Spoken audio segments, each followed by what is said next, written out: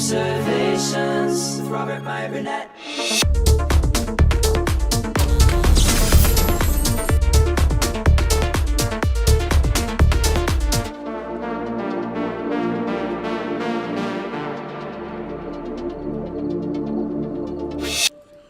Well, greetings, imagination connoisseurs. Once again, it's I, your Duke of Dope Discourse, your master of fun and wonder, your viceroy of verisimilitude, and any myriad other names people want to hang on me.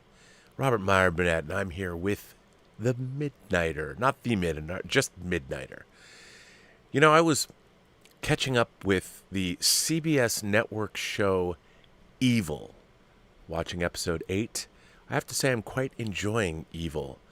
I'm surprised just how much I'm enjoying it. It's pretty clever. I mean, it's not perfect, but it's very clever, very interesting. It certainly is keeping me engaged. And I'm not even at the second season yet when it went streaming only on Paramount Plus. But it's good. It's an interesting pastiche of horror, faith, science, and the postmodern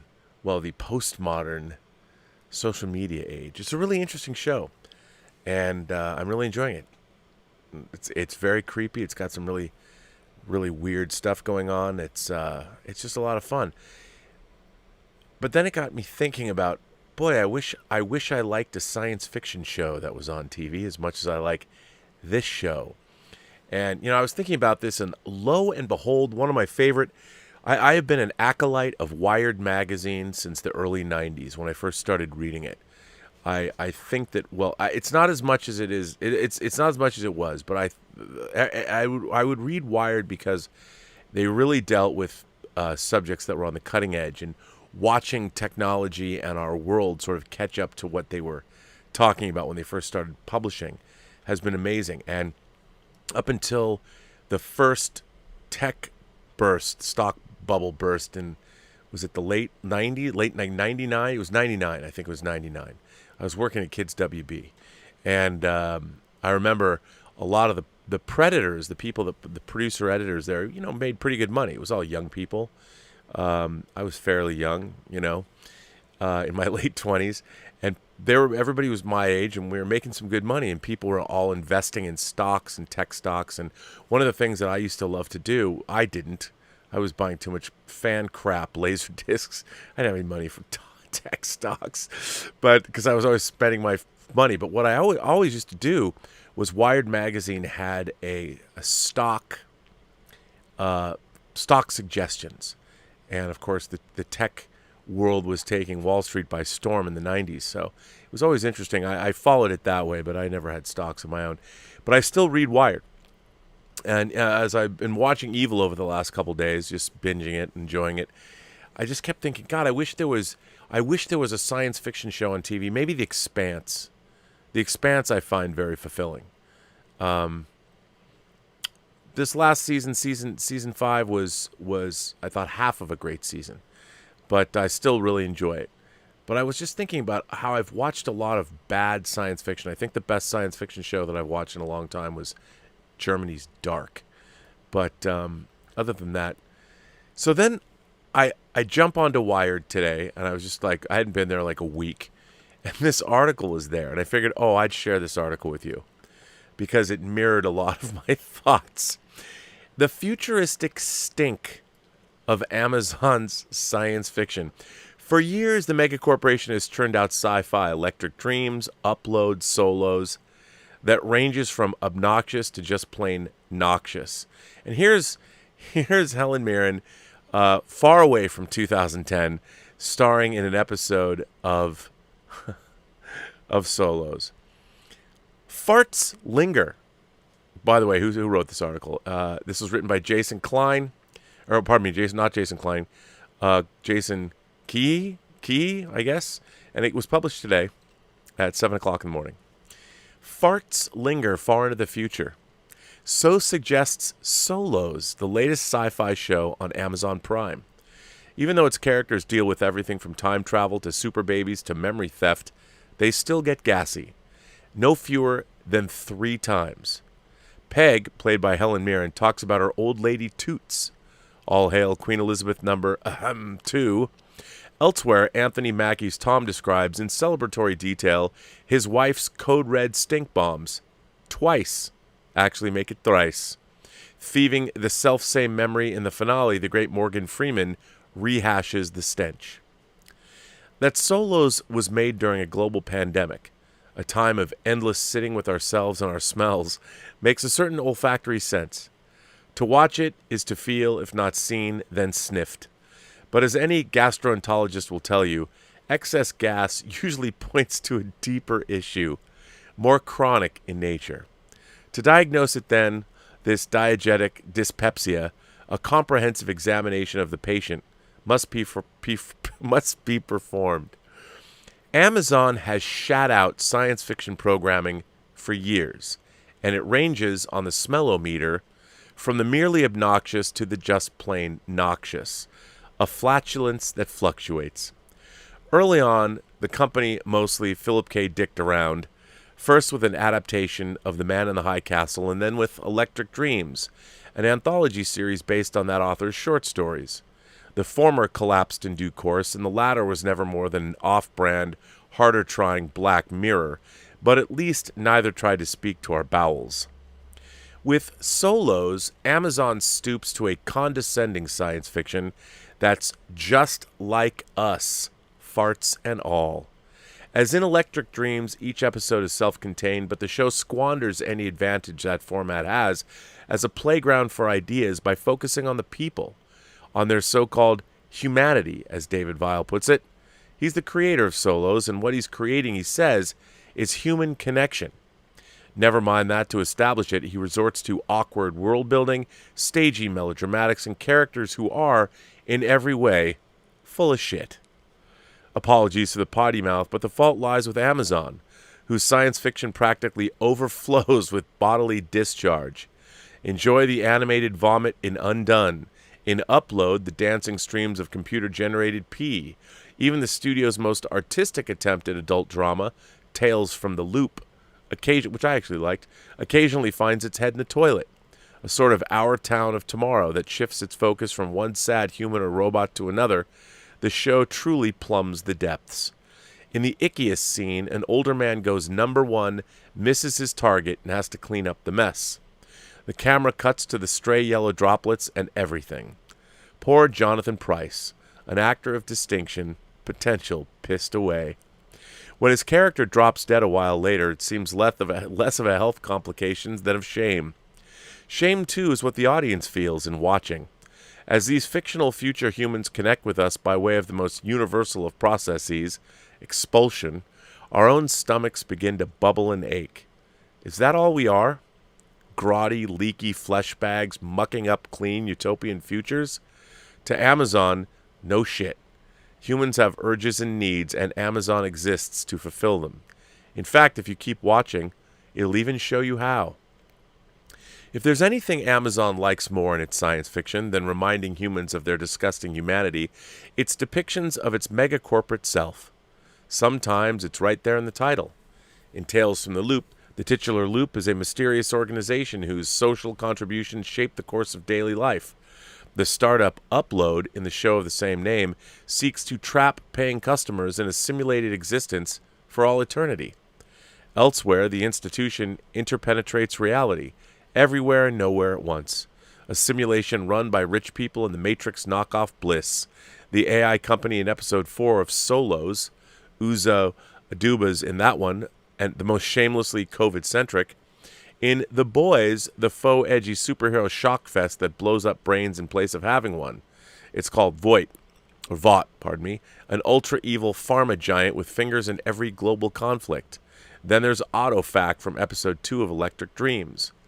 Behold the truest stand-in for Amazon. Autofac is a drone delivery corporation run entirely by machines that populates the world with fake humans once the real ones die out, so they have more customers to send products to.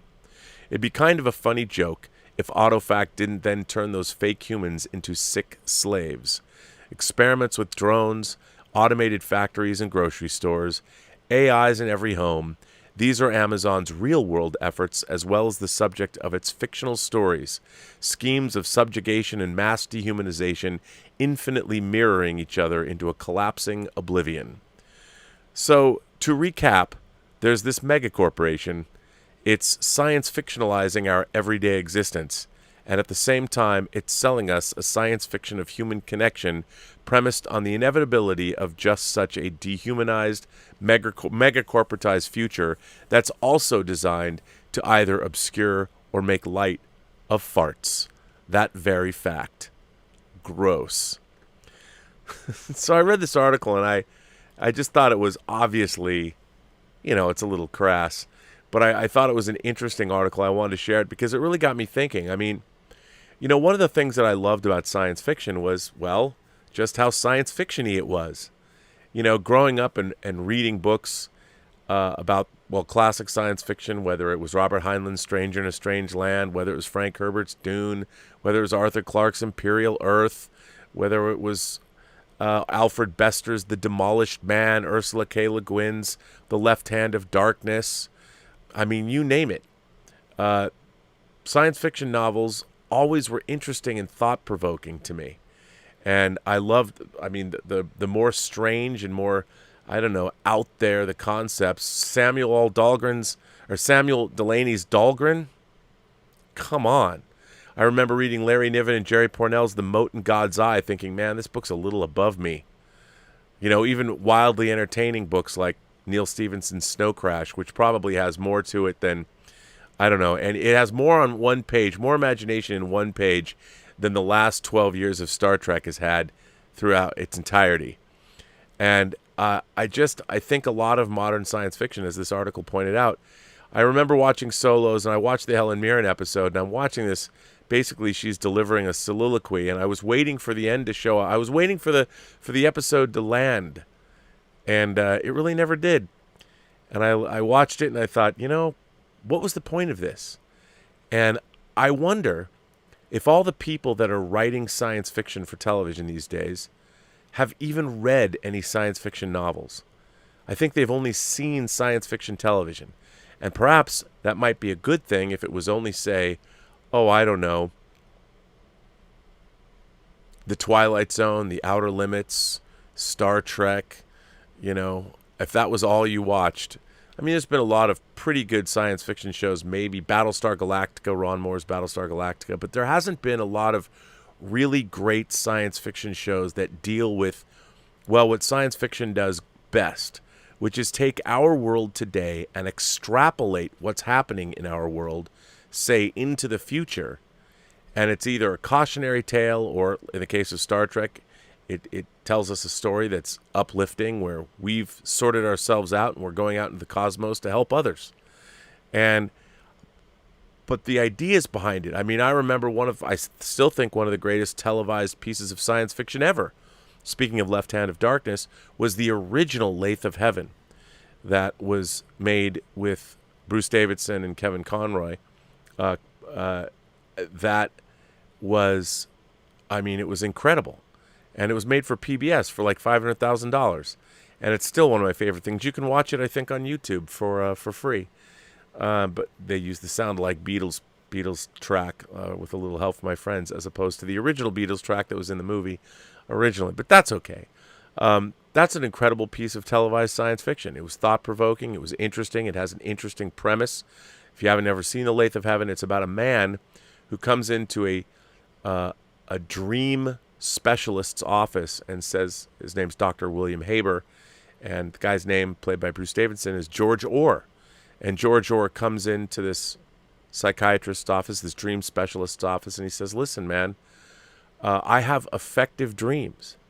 I dream something and it comes true. And when I wake up the next morning, reality is altered. But nobody knows it but me. And when he first comes in and tells the story, and Dr. Haber's like, sure, okay, whatever. But he quickly discovers that George Orr wasn't lying. And Dr. Haber decides, maybe I can use these dreams to alter reality and make it perhaps in my own image, or make it better. And things go from there. And it's a film that was not done on a big budget, and the visual effects are basically video toaster level. But it's a wonderful movie. And when I was like 12 years old, 11, 12 years old, I can't remember when I first saw it on PBS, I thought it was one of the greatest science fiction movies I'd ever seen because it was full of interesting ideas. I don't think the ending quite held together, but it was fascinating to watch. And now, like this article points out, all the science fiction has the trappings of science fiction, but like in that episode of Solos, Helen Mirren is telling you the story of basically something very human, very earthbound, very, well, dare I say it, ordinary. And it's science fiction because she's in a spaceship on an endless voyage to nowhere. That isn't science fiction. Just because you set something in space and it's on a spaceship doesn't necessarily mean that it's a good science fiction story. I think Black Mirror has given us a lot of decent science fiction stories. Obviously, The Expanse has because it's based on a series of science fiction novels. But certainly modern Star Trek has really dropped the ball when it comes to science fiction. It's the level of understanding of science fiction genre tropes is about, saying it's at the 6th grade level. Well, that's being generous. And I just have not been impressed with modern science fiction. Modern science fiction is, as Brian Aldiss said, it's supposed to make sense of our world and our confused state of knowledge. Maybe find some speculative order. Like, what happens in our future when we're able to be technologically advanced as we are. I mean, I remember reading, I think it's a Greg Bear story. I've talked about this story before because it stuck with me. This story called Piecework. Piece, piecework, where women, before they're allowed to have children, have to grow things in their wombs, like industrial lubricants or things that science has made that's what you have to do. You have to grow these things in your womb before you earn the right to bear children.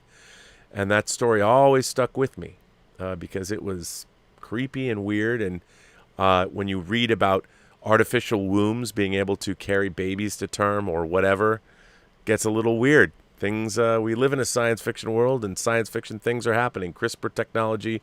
Well, what happens if you could alter your DNA at home? What would happen then? I mean, that's the kind of thing. And what are the moral and ethical implications about that? I think about some of the great science fiction movies that deal with our future. Gattaca. I really love Gattaca because that really asks the question, okay, well, now that the human genome has been unlocked and we can have designer babies, what's that world going to look like for people that don't? What if we could all just design the children that we have? Then they're just offshoots of us.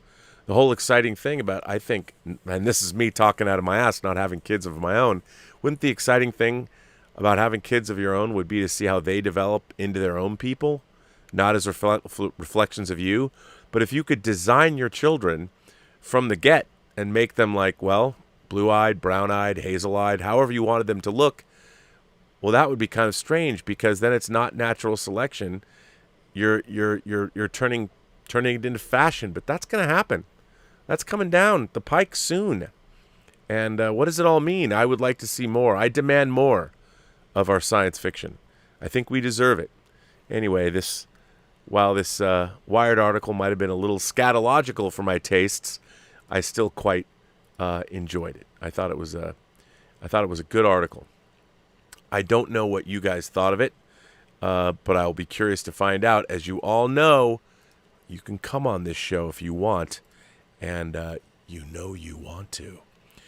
Now I'm going to put the link in the chat. Now, look, I always say this, but if you haven't been on the show, come on the show. If you have been on the show, hang back and let me see what the first couple of guests are going to be. Let's see if we can get somebody who's never been on the show before that wants to come on. Because not that I don't love all y'all, because I do. But there's the link. It's in the live chat. If you want to join me, you got a good camera and a good microphone. Jump on here and we'll hear what you have to say here on the Midnighter. Comic Quirks with Jimmy sent in a super chat. By the way, if you want to converse with me live right now, you can. Paul Mammer. He was there, and then he disappeared.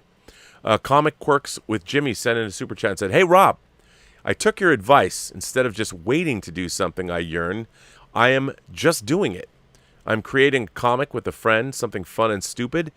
Ex-mafia members fighting an alien invasion in their hospice. I'd read that. Are you going to crowdfund that goodness? That sounds great. I love it. If there's one thing I would like to be known for on this show, it's inspiring people to doing things that you might not have done before. So let's see. We got Paul Mammer. Of course, I'm looking at his ceiling now.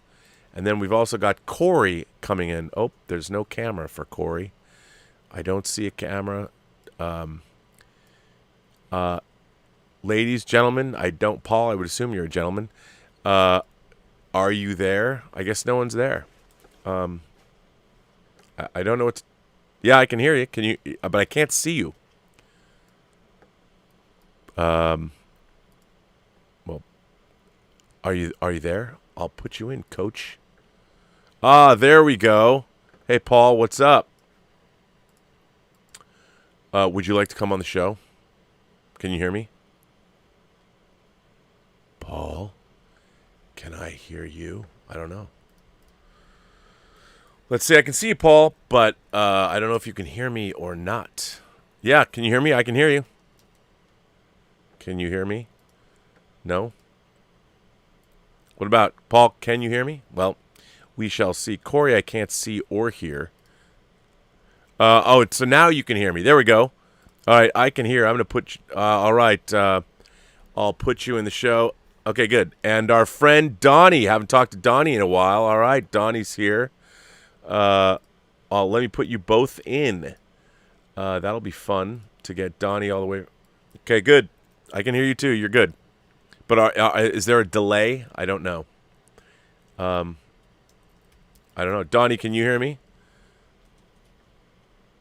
Hold. Oh, you know what? You can't hear me. Can you hear me now?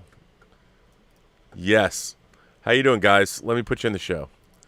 Let's do that. Let's do that. And see how that's going to work.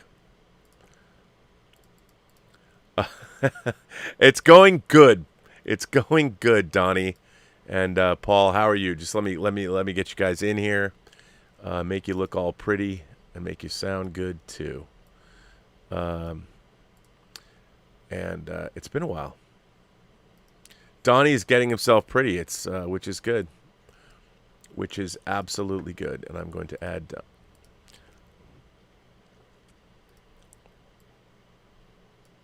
I have seen that. I've absolutely seen that done. All right, gentlemen, I'm going to put you in the show now and ask you, what do you think? Good sci-fi or bad sci-fi on TV? What are you guys watching? Are you tired of having your intelligence insulted, or are you actually finding some hidden gems I might not know about?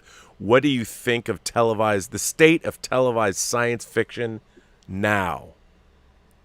Well, it doesn't help when Steven Dorff makes a comment. Yeah, that was interesting. I did my show about that yesterday, and I was like, I'm always perplexed. I'm always perplexed when people talk about the kind of movies that are getting made, because all movies are essentially made in the same way. Sure, the details can be different, but movies are made pretty much the same way. The production methodology is the same, and it's a lot of work. As I said, it's a little bit of alchemy. It's like Rumpelstiltskin spinning straw into gold. And when Steven Dorff comes out and slams Marvel movies, I did a whole thing on them, the different genres of films that Marvel does, and what's the point of that? Why give a hard time to all the people, all your peers? It's not like Marvel movies are slumming in terms of their actors. I mean, come on. Robert Redford was the head of Hydra. Come on. And regardless of any genre, just don't keep your mouth shut. Don't slam anybody that's like not a colleague, but in the industry that you're with. Especially if you've been in Uwe Boll movies and you were in a Marvel film yourself as a vampire. This guy's like a straight to DVD actor, complaining about Scarlett Johansson, who has quite a repertoire. Yeah. Yeah, I'm going to go ahead and say someone didn't get a call to be in the Blade reboot and got a little mad. Yeah, but even that, I mean, this is a business of relationships, and it's, I mean, I don't think anyone's going to be knocking on my door to work on modern Star Trek anytime soon. But still, I would hope that at least people understand, like, whether they appreciate my analysis or something. I tell it like it is. But if I like something, I'm going to say, hey, I love it. I'm not going to sit there and go, look, I don't like modern Star Trek because of the writing. It's really all the writing. I think the actors are fine. I don't begrudge anybody who's working. There's a lot of great production value happening. There's a lot of people doing really great work. I think it's all let down by the terrible writing on the show. And like I said, people who don't know what science fiction really is or what Star Trek is. But that's fine. They're working, But I don't think that Steven Dorff has to call those movies garbage, because they're not. I mean, I got called a Marvel shill because I like the Marvel Cinematic Universe. But what's interesting is growing up with Marvel Comics, to see the cinematic universe, what do people expect? They're adapting comics, and they're doing a hell of a job at it. Like, what do they expect to happen? What are they judging them by? Lord of the Rings? And I'll tell you, I think Infinity War and Endgame are a huge achievement in fantasy cinema. Yeah, like the Marvel cinema, it's meant to be entertaining. It's not meant to be. Like I mean, in some cases it is like thought provoking and starts discussions, but for the most part, it's supposed to be entertaining, and it does that in spades. Well, that's all. I think that the Marvel Cinematic Universe does exactly what it sets out to do, and that's why, I mean, whether you choose to buy into that or not, you still have to recognize that empirically, it does do that. Now, you might not like the way it's going about it because maybe you're some comic purist or whatever, but you can't deny that they're achieving their goal. I mean, you might not like what they're doing, but I think they're certainly achieving their goal, and the public certainly is there for it. And even if you're a comic purist, I don't really think you really have a leg to stand on, because the Marvel Cinematic Universe has like brought so much of a spotlight to maybe some of the lesser known titles. Yep. Even a comic purist can't deny the impact that the MCU has, unless they, there's always the people that just want to be like cooler. I saw that band before it was cool people. Maybe that's what they're after, but you can't deny the amount of attention and impact it's had. Well, in detail, I mean, even last night, I had somebody on the show earlier today go, "Oh, great! There's another fart cloud in the sky in the Marvel universe, just like in Fantastic Four." I'm like, no. That's a comic canonical character that has appeared before, doing exactly that and looking very similar to the way it was portrayed. I mean, the doorway to Chronopolis, which is Kang's dominion. I mean, it was such, Loki's had so many deep cuts, the TVA itself, into the comic universe. I'm like, if you're a Marvel comic fan, you have to smile at just how deep they're going into their own mythology. Yeah. And people might not like it. It might not be the kind of thing that they love, but Marvel's certainly honoring the pantheon of comic books they've published, and that's amazing. Amazing. Yeah, I'll say this. I don't know much about Kang the Conqueror, but is he a shapeshifter? Can he change his image? Well, he has different guises, but there's been many Sorry, Kangs. when you said guises, what do you guises, mean? yeah, different incarnations. He's been different. He's been not just Kang, he's been Mortis, he's been different things. So I'm butchering this, but so that judge, the one that Sylvie had a problem. Yeah, I believe that is Kang. I'm just saying that. No. That character is Kang's girlfriend in the comics. Oh, So really? And she's also had been different names, like Terminatrix. She's done different things as well. Loki is deep Marvel Comics cuts. And I think what's interesting is a lot of people, like, I've been mixed about it. I mean, I think that, last night there was so many funny Easter eggs. I mean, they even had the fucking Philadelphia experiment referenced, which I thought was, wow, that's not even a Marvel Comics reference. And, I was reading about the Ghostbusters reference they had in there that was just off the chain. So it's... I saw the episode, but I know I heard the Philly rep, but what is the reference? Oh, it's it's a Ghostbusters product that they referenced, and it's I didn't even know what it was. I'm just like, my God, that's so obscure and such a deep cut that, it's crazy what they're doing, and I'm like, you gotta give it up for them for going for it. Now, there's a lot of people that Loki wasn't the story. It's different. If you don't like something, I think there's different ways of not liking something. Like, you can, if the story doesn't work for you, that's one thing. But if they're telling a story that you didn't want to get in the first place and you're kind of rejecting it, but you're not actually really watching the story that's being presented, I think a lot of people, a lot of fans, I've been guilty of doing that. Like, oh, why are they telling this story? What I really wanted to see was the story I had in my head. And so then you don't watch what it is you're actually being given. And I think that happens a lot.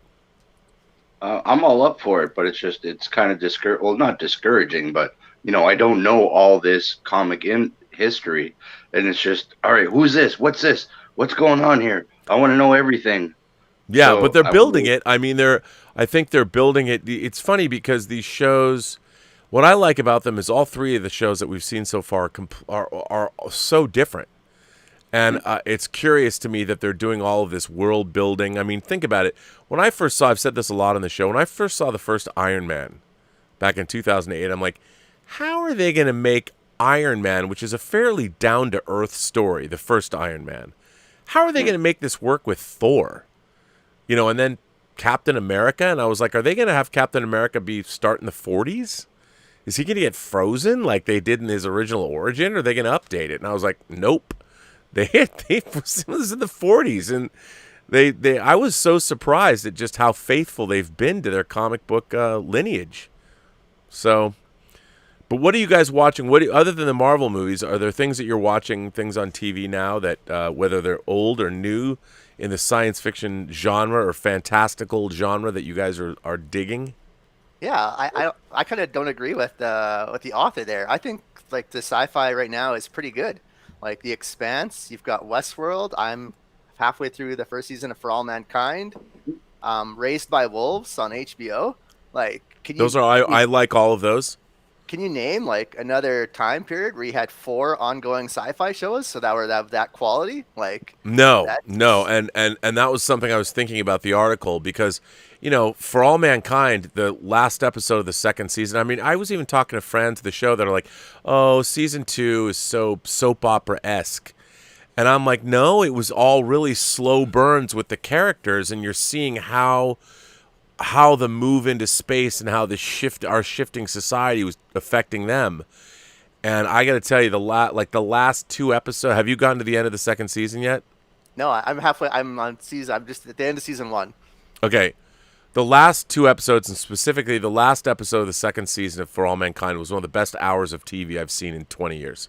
Yeah, it was. So, yeah, and then you look at like The Expanse has been great, and Westworld. I really like Westworld. I don't know, some people were down on the last season, but I thought it was still really good.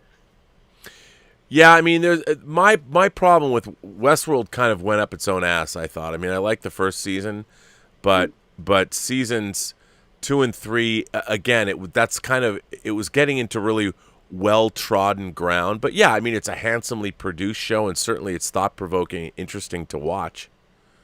I don't know if you've watched Raised by Wolves, but that was great. I did. I thought, yeah.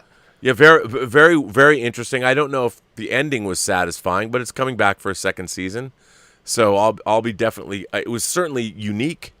It was really interesting. I'm like, where is this going? And I found the whole milieu fascinating, and I thought that was really interesting science fiction. I did like it.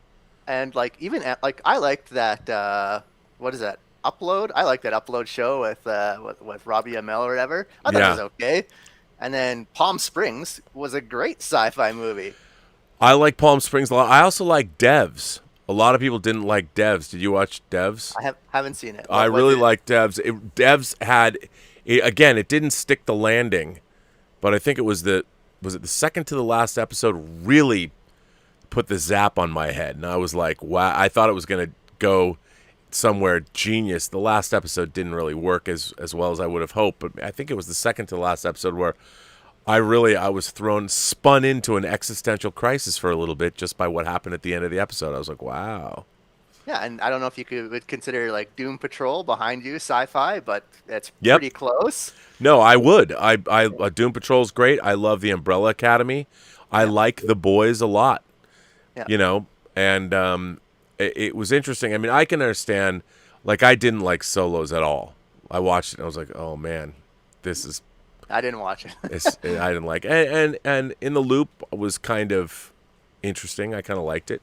Yeah. But I feel like, when they say the music industry is dead, it's like, no, it's not dead. You just got to look for good music. There's good music out there.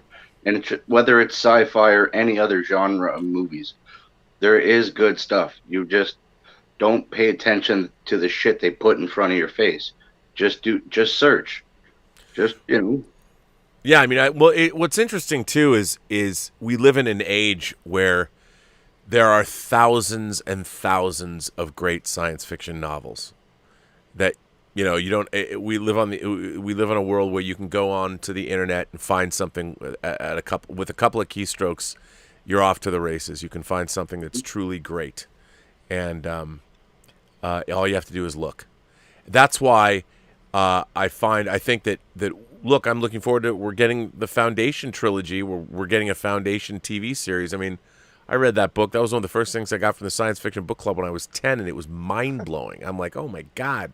I still think about Harry Seldon and the idea of psychohistory, and I read that book 4 decades ago. And now we're getting a TV series, and we're getting a new Dune movie.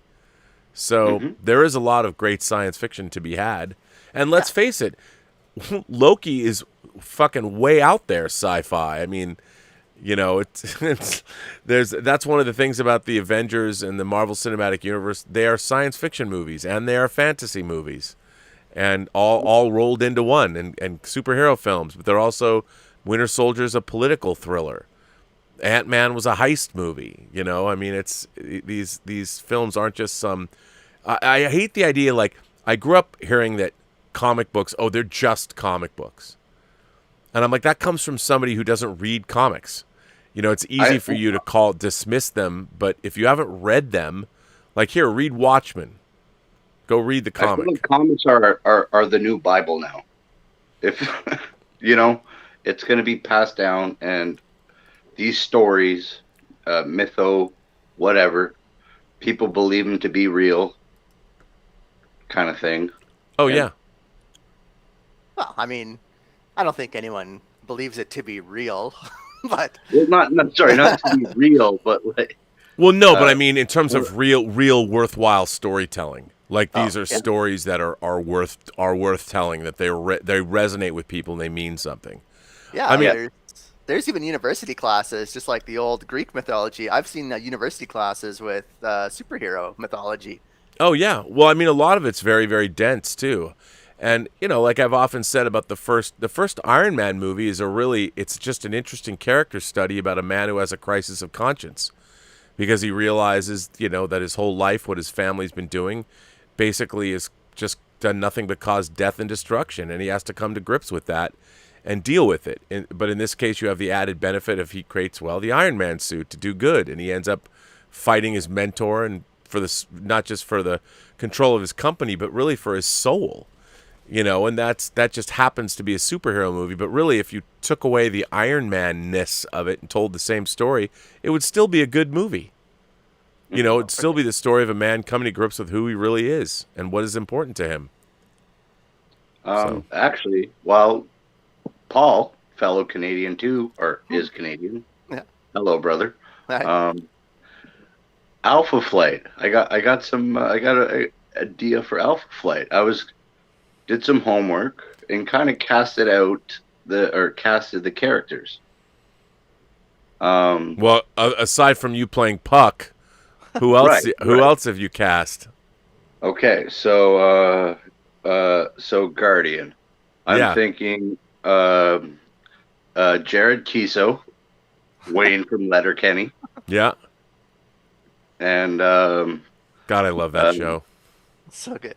But but wouldn't Wayne be an awesome Guardian? Yeah.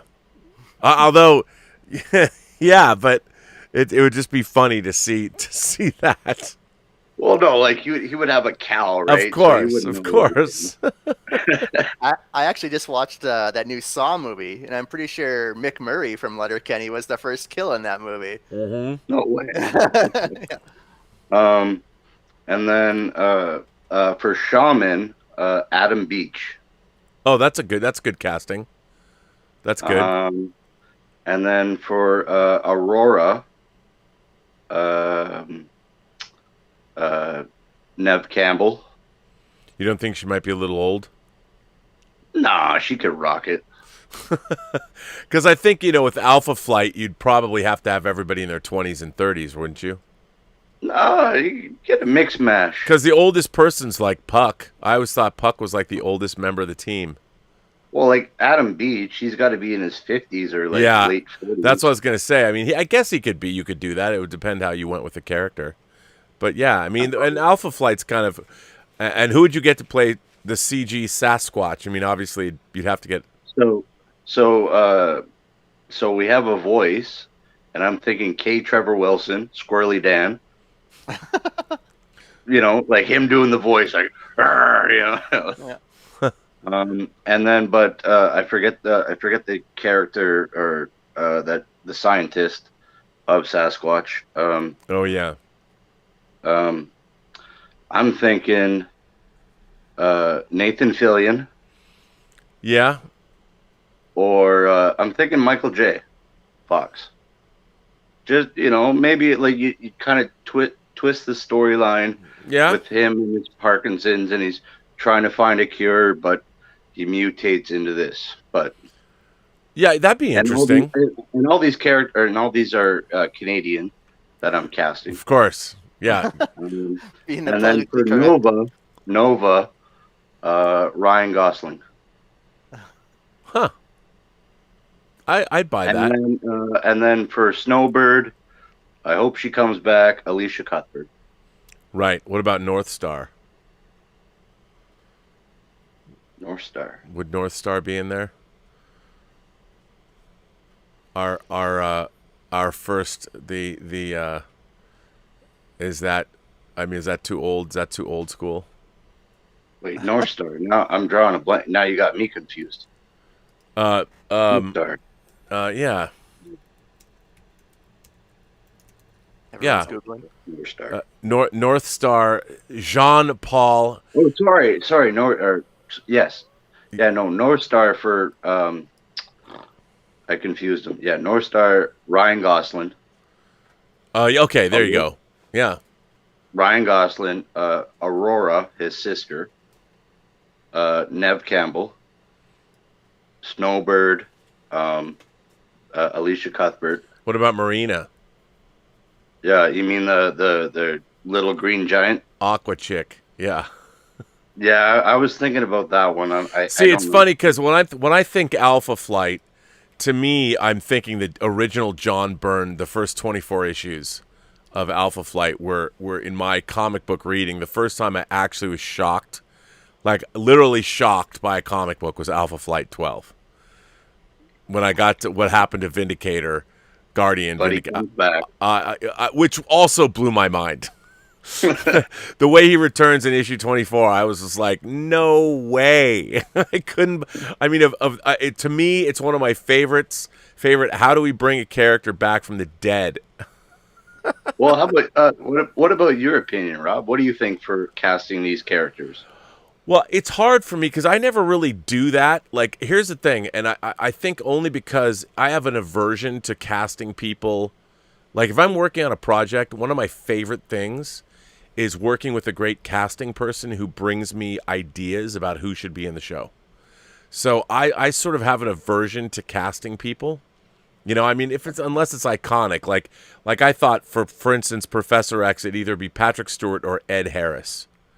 I thought Ed Harris could be the badass version of Professor X, and I'm talking Ed Harris 25 years ago. But like the Ed Harris right after the Abyss, I thought he could be a good Professor X. But then again, then you get Patrick Stewart. It's like the perfect Professor X. He's pretty badass in Westworld still.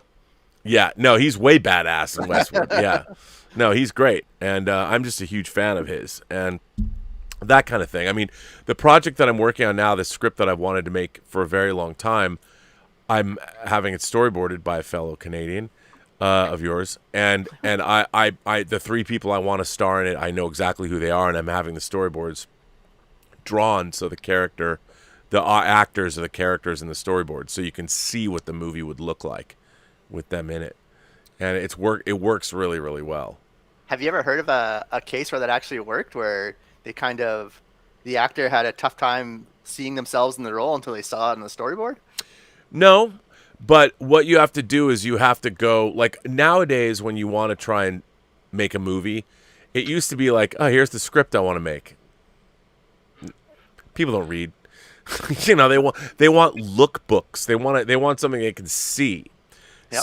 So what I'm doing is I've taken the storyboards and I've cut them together like an animation into what's called a story reel. So I'm getting actors to actually record the dialogue.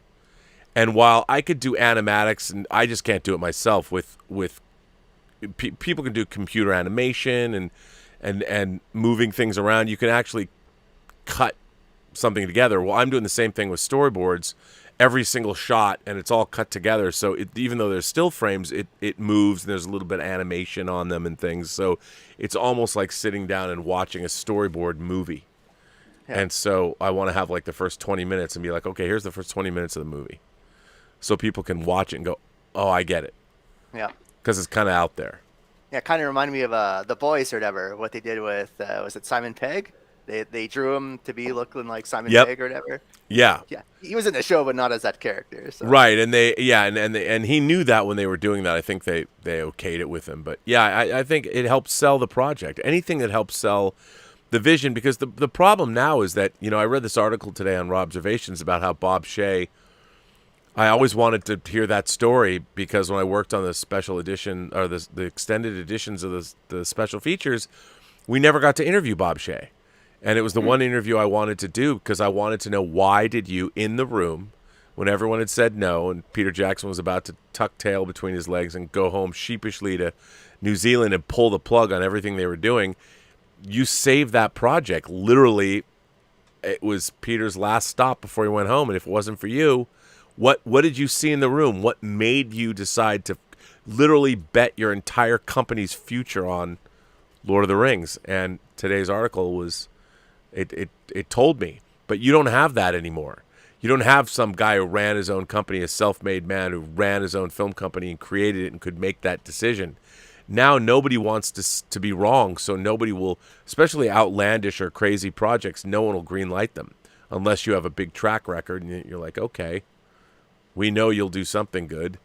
If you're Leo Carax, whose movie debuted with Adam Driver and Marion Cotillard, which debuted at Cannes, although it's supposed to be pretty weird. It was received with lukewarm reception, but it's hard to get out there projects made unless you're a known director now, because everybody's so risk averse. Nobody wants to try and make something new and unique, because if they fail, they lose their jobs. I'm sure you can hire Steven Dorff. He's looking for the next big one. Yeah, I know, right? He's looking for the next Kubrick. Maybe I can be that quote-unquote young kid. I'm looking to work for the next young Kubrick. Like, give me a break, dude. Hey, Steven Dorff, I'm the next Stanley Kubrick. I'll hire you. Yeah. It's no. No. Yeah, no, I'm not going to do that. But yeah, that asshole aside, I just wanted to say, rest in peace to Mr. Donner. Yes. And I wanted to join in on that chat 2 days ago, or when you had his homage, or whatever you want to call it. Right. So I love my Supermans of him, what he did. Lethal Weapon. I got to say, Lethal Weapon 4 is probably my favorite, because I was a young kid in '99, or I was 9 years old, and I had pay-per-view and watching it, and it was still great. Chris Rock and Joe Pesci's back, the back and forth, the comedy, and even the action on the highway when he's like holding plastic wrap on the table, grabs the legs and throws them at the cars and goes through the windshield. That shit was great. But I gotta say, Goonies is probably my more favorite. And I know you don't like it. Well, no, look, when I saw it, I was just a little old. I think I was a senior in high school. I'm like, I'm with you, Donnie. Goonies never die. Goonies never die. Okay, so but I don't think I've heard you say it like in detail, Rob. What is it that Goonies that you don't like? What is it? I just thought the whole movie grated on my nerves. I reviewed it for my high school newspaper. I said this is the only movie in my life I've seen that has gratuitous kissing in it. And it was just, you know what it was? It was a movie that I probably, if I was 8 or 9 or 10 when I saw it, I would have loved it. Right. But watching it, so what age how old were you? I think I was 17 when I saw it. I think. Okay, so I can get it. I get that. Yeah, I was like 10 and like on a rerun on television, so I grew up seeing. Oh yeah, and I totally get that. I mean, I watched it and I just thought it was insufferable. The movie was insufferable to me. And while it was lushly made, and I think I went to a screening of it or something when it actually was longer. They cut some of it out from when I saw it. I went to like a public sneak, and I was excited to see it. I was just like, I can't. It was so. By the time I was 17 years old, I was so watching different kinds of movies that the Goonies was just like, it was like not my speed at all. Yeah, you're clearly too cool for school. I just, well, it wasn't even that, because I liked a lot of movies I wouldn't consider to be great, but that movie I never liked movies that pandered. Like, I didn't like movies where kids didn't act enough like kids. They acted like movie kids, and I felt all the kids in Goonies, I'm like, none of these people are real. Yeah. They're all movie kids. I gotta kind of disagree, only in my opinion. That's why I love the Goonies. It reminds me of my childhood. I had friends like that. I had that asshole friend like Mouth, and I was Chunk, the little person. And, they all had bigger bikes, and I had to have a smaller bike, and I had to pedal faster and pedal more. And I'm like, come on, guys, I'm tired. I'm hungry. Like, I want to go home. See, I can't take that away from you. I think that's absolutely valid. Yeah, we had those friends. Like, and we look, everyone likes. Another movie I can't stand is Hook. I just can't deal, man. Kind of Hook either. I can't deal with Hook. I'm like, I watch this and I'm like, this is just, again, it's insufferable. I can't watch it.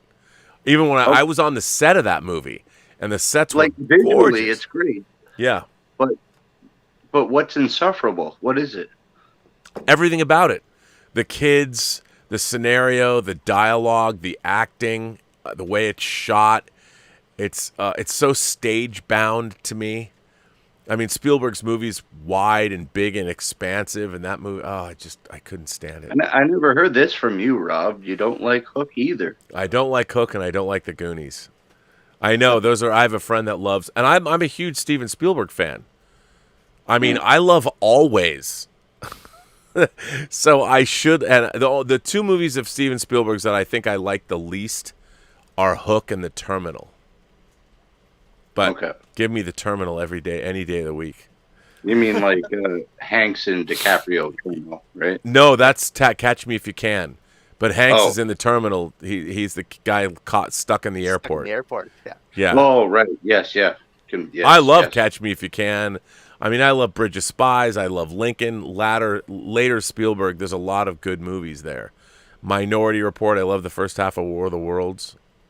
But, man, Hook and The Terminal. All right, so you don't like Hook. You don't like Goonies. What else don't you like that you're going to upset your fans? There's not much. Those are the only two movies I can think of that I'm thinking about movies that people like that I don't. Those are movies that I just. Did you like Robin Williams in it though? Yeah, he's good in it, but I think the movie let him down. I mean, I think the problem I have with it mostly too is tonally. It's tonally all over the place. It's like any moment. Well, it on one hand, it was as kind of a serious examination of the character of a grown-up Peter Pan. But then when you get to Never Never Land, it's like, what world are we in? I don't believe this fantasy realm. I don't believe these Lost Boys. I mean, it was silly. It could have been really interesting, but I thought it was all over the place. And well, Robin Williams grew up. He left Neverland, so he grew up. I know, but I didn't believe it. When they go back and when I'm watching these characters, I'm like, Dustin Hoffman's from a different movie. I didn't believe that the Robin Williams character, when they go back to Neverland or whatever, that's the way it would have been. Even if you go back and you look at Peter Pan, the Disney animated film, there's a lot more verisimilitude with the Lost Boys and Never Never Land than there is in Hook. I think that everybody's like working in a different film half the time. But then again, I've only seen it once. So I've only seen the Goonies once. I never went back. I was like, I can never watch these. You only saw Goonies once? Yep. When it first came out. when he was 17. Okay, yeah. Rob, do us all a favor. Your fans, rewatch it. I can't. Do a Liz whining about movies. Oh, that would be a good. You know what? That's a good idea. We'll do a whining about movies about the Goonies. But you know what? People get really mad. Like I am not a fan of Indiana Jones and the Last Crusade, and I love Raiders of the Lost Ark, and I really like Temple of Doom. But when I saw Last Crusade, there's so much about Last Crusade. It feels like a Raiders parody movie, like it's comedy, and I'm like, the first Raiders movie is a badass, hard hitting, literally, evocation of the old serial format done in grand fashion. It's not afraid to get its nose bloody. It's got a lot of things in it that are mean spirited. It's hardcore, and by the time you get to Last Crusade, it's all kind of silly. It's like, oh, let's laugh at all these characters now. And if you brought the same tonal feeling of Raiders to Last Crusade, I think it would have been a better movie. But yep. It's like to me, Henry Jones, I understand it's funny but my friend Darren Doctorman pointed out, he said, and he has a different ending for Last Crusade, that if they did this, I would have loved this movie. And his ending is that you reverse the ending. Instead of Indiana Jones being the penitent man and crossing the bridge and finding the Grail Knight, it's Indiana Jones that gets shot and he's dying. And it's Henry Jones who has to go and cross the bridge and find the knight, because it's his quest. He's doing the Grail quest, and figures out the Grail, and then he saves his son's life. And I'm like, that, and I knew, I'll bet somebody came up with that idea and said, you can't shoot Indiana Jones and sideline him. But I would have pointed out, I would have said, oh yes, you can, because at the end of Raiders, he's tied to a post. With Karen Allen, he's sitting there while the Nazis open the Ark of the Covenant. He doesn't open the Ark. The Nazis do, and he's standing there, shut your eyes, Marion, don't look at it. Well, if he were to get shot, first of all, the audience would have been blown away. They would have been like, what? And then if Henry Jones, the father, completed his quest, it would have made the movie so much more resonant, because it's Henry Jones's deal. And, of course, Indiana Jones completes it, and he doesn't. It would, I think, have been a more resonant film. Darren just told me that. But now he's working on the Star Trek The Motion Picture 4K Restoration Director's Edition, so it's okay. No. But that's a movie that... And another movie I don't like very much at all is Return of the Jedi. And people think I'm crazy. But Star Wars and Empire Strikes Back changed my life. And I was expecting so much from Jedi, and I'm like... I don't like it either. That film is just a complete rehash. It should have been epic. It should have been the Lawrence Arabia of Star Wars movies. The rescue of Han Solo is fun, and the battle in the Emperor's chamber between Vader and the Emperor and Luke is great. But the rest of the movie is just filler. It gets you from the rescue of Han Solo to the confrontation. And then the battle over Endor, it's fine. It's whatever. The Ewoks, but it doesn't resonate. Whereas both Star Wars and Empire were movies made for adults. And then Return of the Jedi is George Lucas reclaiming his franchise, going, well, these were always supposed to be kids' movies. So Yep. let's make them that way. Yeah, but those How are the many things. times how many Those are. times is the third movie good? Never. I think Rocky 3 is good. Okay, well, that's like one out of every I mean, trilogy movie. what's funny is Rocky 3 is a franchise that by the time Rocky's such a great movie, and Rocky 2 is actually a sequel that I liked, but Rocky 3 knows it's ridiculous that you're making a third Rocky movie, and they make it that way, but it works with Clubber Lang and Clubber Lang is the villain, and of course the opening, the exhibition match where Rocky's fighting, the big wrestler at the beginning. Why am I drawing? The Dolph Lundgren? no, the blonde, big mustache. Why am I drawing a blank? Hogan? Hulk Hogan, yeah, he's Hulk fighting Hogan. Hulk Hogan in the exhibition match. I mean, that's hilarious, and that exhibition match. What's great about Rocky 3 is it tells you that the movie knows exactly what it is. Like Rocky 3 again was trying to achieve something, and it absolutely achieved what it set out to do, and it made it a lot of fun, and I think that was unique. Whereas it felt to me like Last Crusade, it even feels like it's cobbled together. It doesn't even feel like, I mean, the script's all over the place. Even the visual effects, ILM's B team was working on it.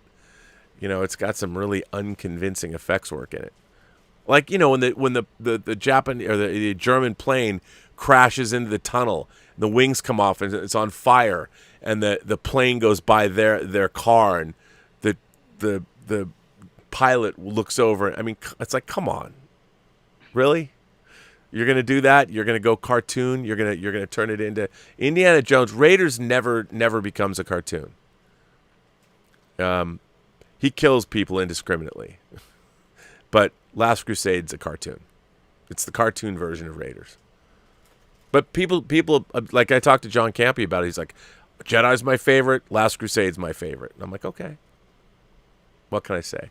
Ash Chowan sends in a tip and says, Hook has a great first and third act. The second act, the film meanders. But the plot hole I seriously want to know is, do the Lost Boys eat? They imagine eating food and pretend to eat like a bunch of senile psychos.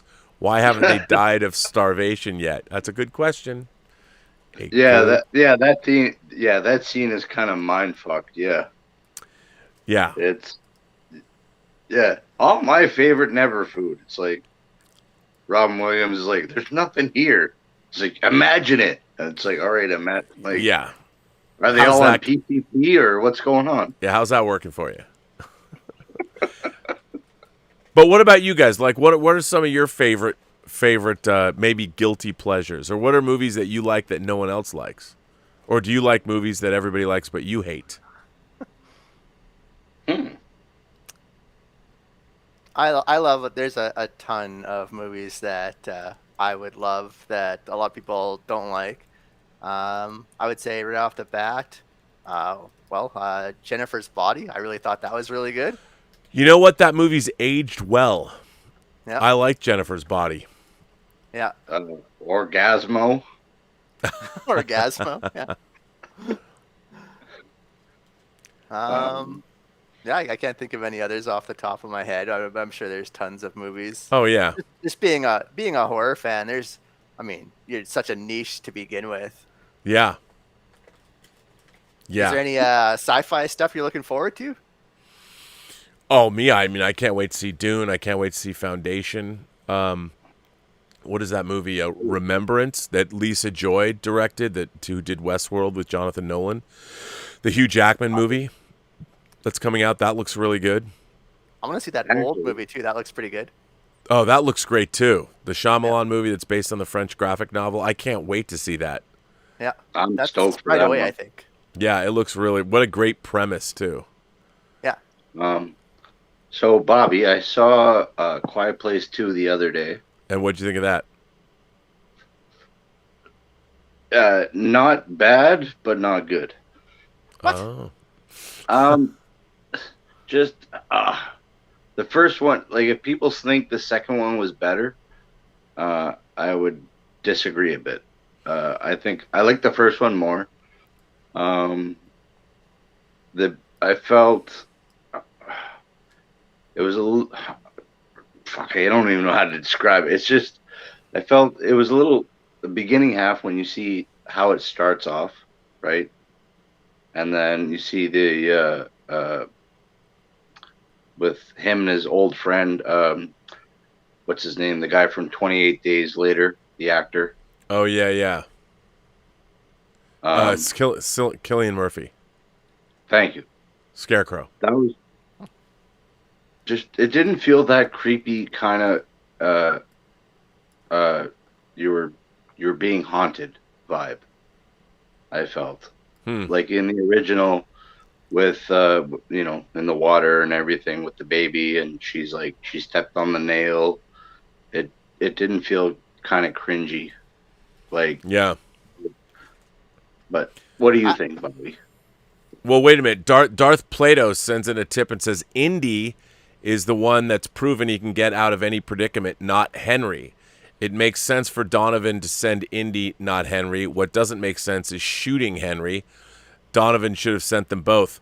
Well, here's the thing. I mean, I agree maybe that could have worked, but since it really, Henry Jones's whole thing was the Grail quest. That was his whole, and that's another thing is that I think Henry would have taught Indiana Jones so much of what he knows, and Henry should have been a badass. Instead, Connery's been told he plays it kind of like this doddering old dude.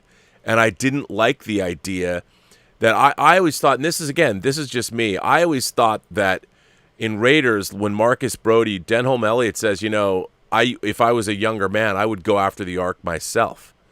And I always thought that Marcus Brody probably taught a lot of what Indiana Jones knows to Indy. And when they bring his father into it, I would have thought that Henry Jones was like Indy was.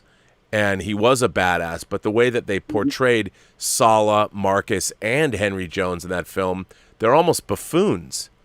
And I'm like, no, these guys, Sala in Raiders is a badass. He's, as Indiana Jones says, the best digger in Cairo. And even the way John Rhys Davies plays it, when he says this great line, when he says, there's one amongst them. He is very smart. They call him Baloche, and you just by the way he does his line readings, Sala might be a jolly guy, but he's a badass. Like, remember, he helps Indiana Jones get into the Well of the Souls, and yet when you see him in Last Crusade, they're just played for laughs. And I hated that. I was like, Brody is not a doddering fool, and Sala is not a fool, and I don't understand why Henry Jones, all three of those guys are played as kind of idiots in the movie. And I didn't like that. I think that was the wrong way to go. And while I think Darth Plato's idea is interesting, it would have been interesting to turn the tables and do something you don't expect.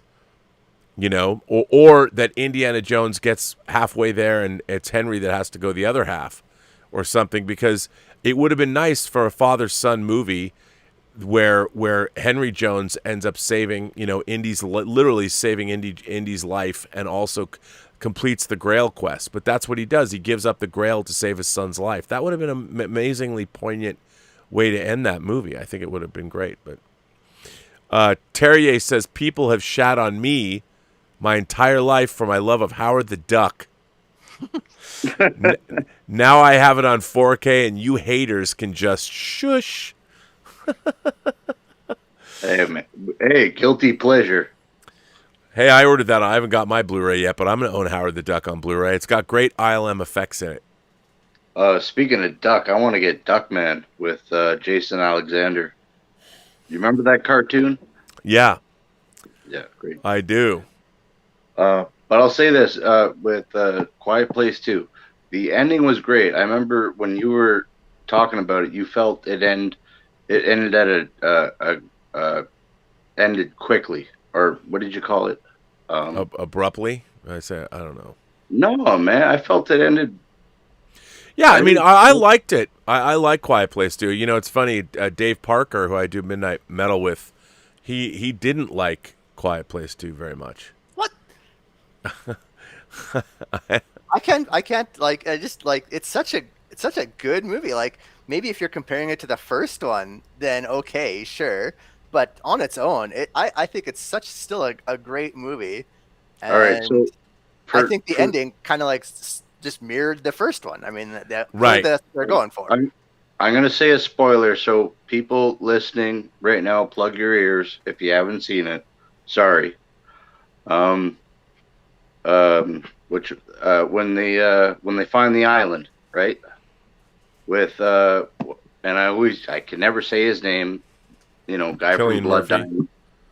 No, Blood Diamond. Oh, Jaimin Hansu. Thank you. And then he comes in, and then, oh, here's the island. We're all at peace and everything. And oh, shit, one of them got on the boat and is now on the island. That was cool. Like, oh, fuck. And then it ends there. You don't know if the thing died, but you know, the young lady, she has that technology to do whatever you call it, sound waves. Yeah, I think it's just a certain frequency they don't like. Thank you, frequency. I was actually just going through my movie list here. So movies that I love that I don't think people Cure for Wellness. I don't know if you watched that one. Oh, I own a Cure for Wellness. I thought it was really good. Some of the special effects are bad, but I thought overall the movie was good. I saw that movie in a theater. I went and saw it opening weekend. Me too. I think that movie's kind of all over the place, but it's certainly beautifully made. Right. The cinematography it is phenomenal. It's unbelievable. No, that movie's unbelievable. But the storyline's a little, again, it's all over the place, but really interesting. Like, I watched that movie and I was like, this is interesting. I don't know if it all hangs together, but I liked it. I bought it. I own it. Yeah. Super good. I loved Idle Hands. That was another horror movie that I love. Yeah? Have you seen that one? Yeah. Yeah, it's it's Sawa, right? Is that Devon Sawa, yeah, Devon from Final Destination. Yeah, Yep. yeah, for sure. What else do I have on here? The Lodge. That's a little bit newer one. Did you watch that one? I haven't seen that yet. Okay. It was actually. But I heard that was pretty good, though. Yeah, a lot of people didn't like it. It was definitely a slow burn. What else do I have on here? Oh, Underwater. I thought that was really good. You know, it's funny. It's funny that I've not seen that, but I've heard a lot of people that I respect tell me that movie's good, and I'm gonna have to watch it. Yeah, like I know a lot of people shat on it or whatever, but I thought it was really good. Very Lovecraftian. Yeah. I don't like saying that with regards to that movie, but it is. I mean, and then there was one more I had on here. Oh, Zombievers. I like Zombievers. But I can understand that. That's more of a campy thing, that isn't it? Right. It's definitely more of the hot girls in bikinis, and they get terrorized by a zombie beaver. See, I love Humanoids from the Deep. Yep. From 1980. I think Humanoids from the Deep is actually a pretty good horror film, but a lot of people just dismiss it out of hand, and I'm like, no, you know what? There's a lot going on in it. It's pretty good. I'll say that Deep Rising. Oh, I love Deep Rising. That's my favorite Stephen Sommers movie. I love Deep Rising, and it's got a great ending. Deep Rising's great. Man. It's like, oh shit. Before he he went to CG hell with like Van Helsing and The Mummy and all that. Yeah. But Deep Rising's got some good stuff in it. Good cast. I grew up with that on cable pay-per-view TV at whatever year that movie came out. I saw that. Those so good. Well, listen, before I rotate you guys out and bring on some other people, what are the things you're looking forward to, movie-wise? I'm going to see the Suicide Squad in theaters. First one back. Nice. What about you, Donnie? Venom 2. Other than that, just day by day, buddy. I don't look too far in the future. One day at a time. I just look Dune and No Time to Die. I'm all about that. Dune and No Time to Die. I'm actually waiting for some of the PC pendulum to swing back the other way, and hopefully we'll get some more risque titles. I'm actually really liking. Have you ever read the comic book Hack Slash? Oh yeah. I always thought that'd be ripe for the picking if you could do like obviously a non-PC version of Hack Slash. Oh yeah, I mean that You know, there was some people I know that were developing that. I don't know whatever happened to it, but yeah, I think that would make a great movie. But you'd Or have to go for broke. TV series. I mean, there's enough to make like a. I mean, look, if they can make The Boys, they can make Hack Slash. Yep. And then the other one I would really like to see made is Danger Girls, J. Scott Campbell. Yeah, sure. And then I don't know if this is a little bit more obscure one, but Bomb Queen as well is definitely more on the risque side. You'd have to go for broke on that one. Yeah, that would definitely. I don't know if that would fly, but yeah. It's funny how you mentioned Bomb Queen. I was gonna say I'd like to see a remake of Tank Girl. That could work. I mean, I think that could work. Certainly. Yeah. Especially in this day and age. That's probably something you could get done. I'm surprised it hasn't been done yet. Yeah, like with Carl Urban and what they did with Judge Dredd. Holy shit. Dude, I love that. By the way, before I let you guys go, Imran Jabbar writes in and says, I think Spielberg lost his edge after Temple of Doom. Maybe being responsible for the formulation of the PG-13 rating had a big effect on him and his directorial trajectory. The gritty, mean spirit from his earlier works was short-lived, it seemed. I don't know if I think that's necessarily true. I mean, I think he just wanted to make different kinds of movies. You know, I think after Temple of Doom, he went on and made Color Purple. And I think that was such a departure from what he was doing. And then he went on and he made Empire of the Sun, which I think is a terrific movie. I love Empire of the Sun. It's one of my favorite Spielberg films. But then he goes on and makes, you know, like War of the Worlds, and people die horribly in the beginning of that movie. The first 20 minutes of that movie are awesome. I love, or 30 minutes of that movie. And then he made AI. AI is phenomenal. Yeah. I love AI. Not exactly a movie that has a happy ending, you know. So, and that movie really holds up. And he's rumored to make that new DC one too, right? Blackhawks or? Yeah, he was talking about that. I mean, that would be, I don't know. I mean, I can't wait to see West Side Story. But I think Spielberg went on to make some great, I mean, I fucking love Munich. I think Munich is a great movie. Lincoln is a great movie. Obviously, Schindler's List is a great movie. So, I mean, he delved into a lot of, he just went and he moved away from popcorn summer entertainment and started to become a serious filmmaker. And I think he did a lot of great stuff. Yeah. I don't think anyone can argue that. No. All right, gentlemen. All right, wait, last thing, Rob, and then you can kick me out. Last thing, my 2 cents. Okay, I don't know if you and Elizabeth already have a movie planned for whining about movies.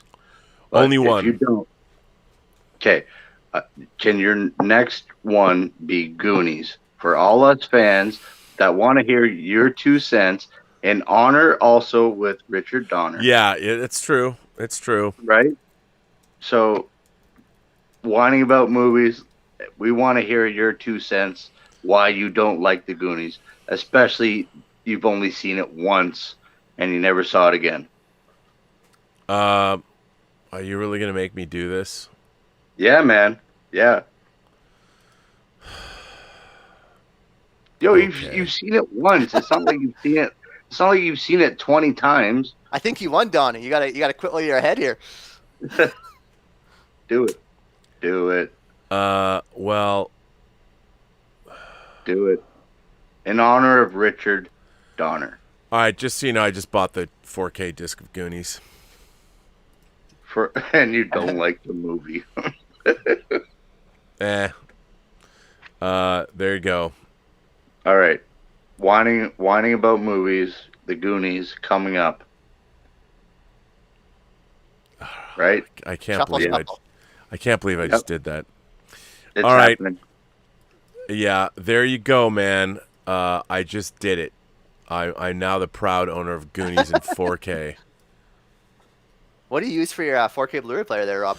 I have a Sony multi-region 4K player that also plays 3D. And I have to say, it's not the greatest player. I loved my Oppo player, but I wanted to get one of the new ones, and I didn't jump on it in time. Yeah, they stopped making them. Yeah, and they stopped making them, and it bums me out. You know, it bums me out. But I'm waiting. I mean, like we talked about before, I think I'm going to get that Sony Master Panel Yeah, A90J is what you'll want. That's it. But that's the 77-inch one, right? Oh, you can get it in different sizes. 55, Yeah, I 65, want. 77. There's the 83-inch though, Yeah, but it's too expensive. The leap in price is enormous. right. And Yeah, I mean, just get the 77. yeah, I was looking at that. That set is amazing. Because I would love to get a 4K projector, but I just don't have the room to set up a decent system. So, yeah. Yeah, But- you're never going to get the same kind of picture quality with a projector that you would out of a TV on like a residential. Right. I mean, I've got friends that have beautiful home theaters, but they're very, very expensive. I mean, we're talking 6-figure home theaters, Right, and right, they're amazing. Yeah. I know a guy who has $1 million home theater, and he's got a $500,000 projector, the same kind that you would have in a high-end movie theater, and it's unbelievable. But I'm never going to have $500,000 to spend on a projector. Exactly. So I go to his house, but it is it's amazing. I mean, he has a system in his house that's as good as any movie theater. It's not quite as big, but it's still pretty damn big. Yeah. And so, Yeah, I mean, if you have the money, you could definitely it's not like movie theaters are untouchable. You could definitely get it at home if you've got the money and the time and the wherewithal. yep. Like things repeat itself, nostalgia comes back. I think drive-in movie theaters are going to start to come back. Well, they did come back during the pandemic, but I think the problem is drive-in movie theaters were never very good. They were never great venues for cineasts who really want to see movies.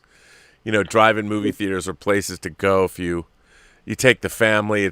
But it's never, the presentation was never great. Although I will say this, I did see the New Mutants at the Disney pop-up. They had a pop-up drive-in theater in the parking lot of the Rose Bowl, and it was pretty good.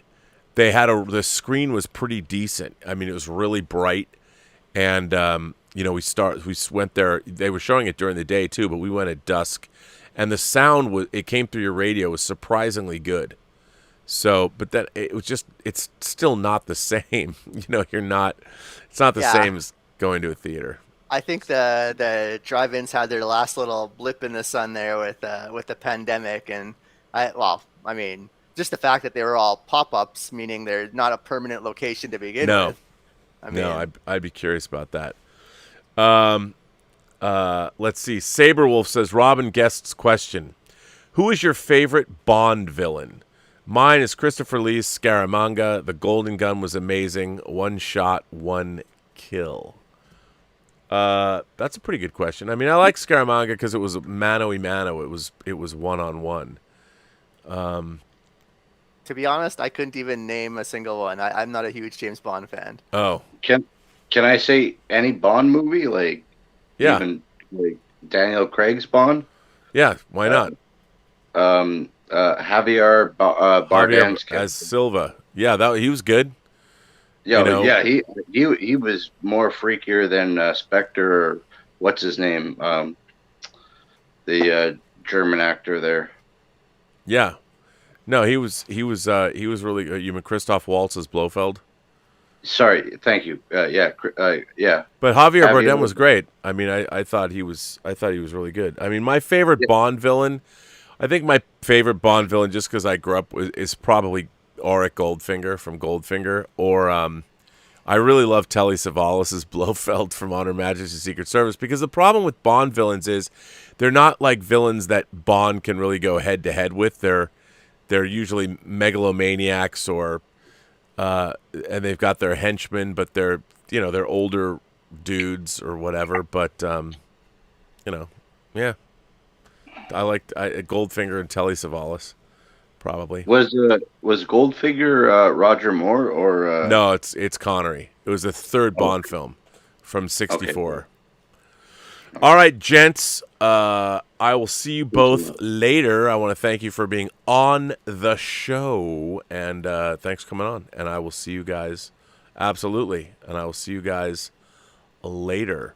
Let's see if Corey is here. Corey wants to come on. Corey's there. Wow. Can you hear me, sir? How's it going, dude? I can't hear you. Corey Hi, now I can hear you. Wow, good to see you, man. How are you? Let's put you guys. And I got S Beam. This is a real treat. Corey's an old friend of mine. And I'm going to, if you guys, I can hear you on the show. I'm going to put you guys both in. Hang on, give me a minute. Let me put your names up there. Yep. I mean, good. Hang on a second. Let me just put you in the show first, so everybody can hear you. It just takes me a moment. I'm gonna put you in, and I'm gonna put S Beam in.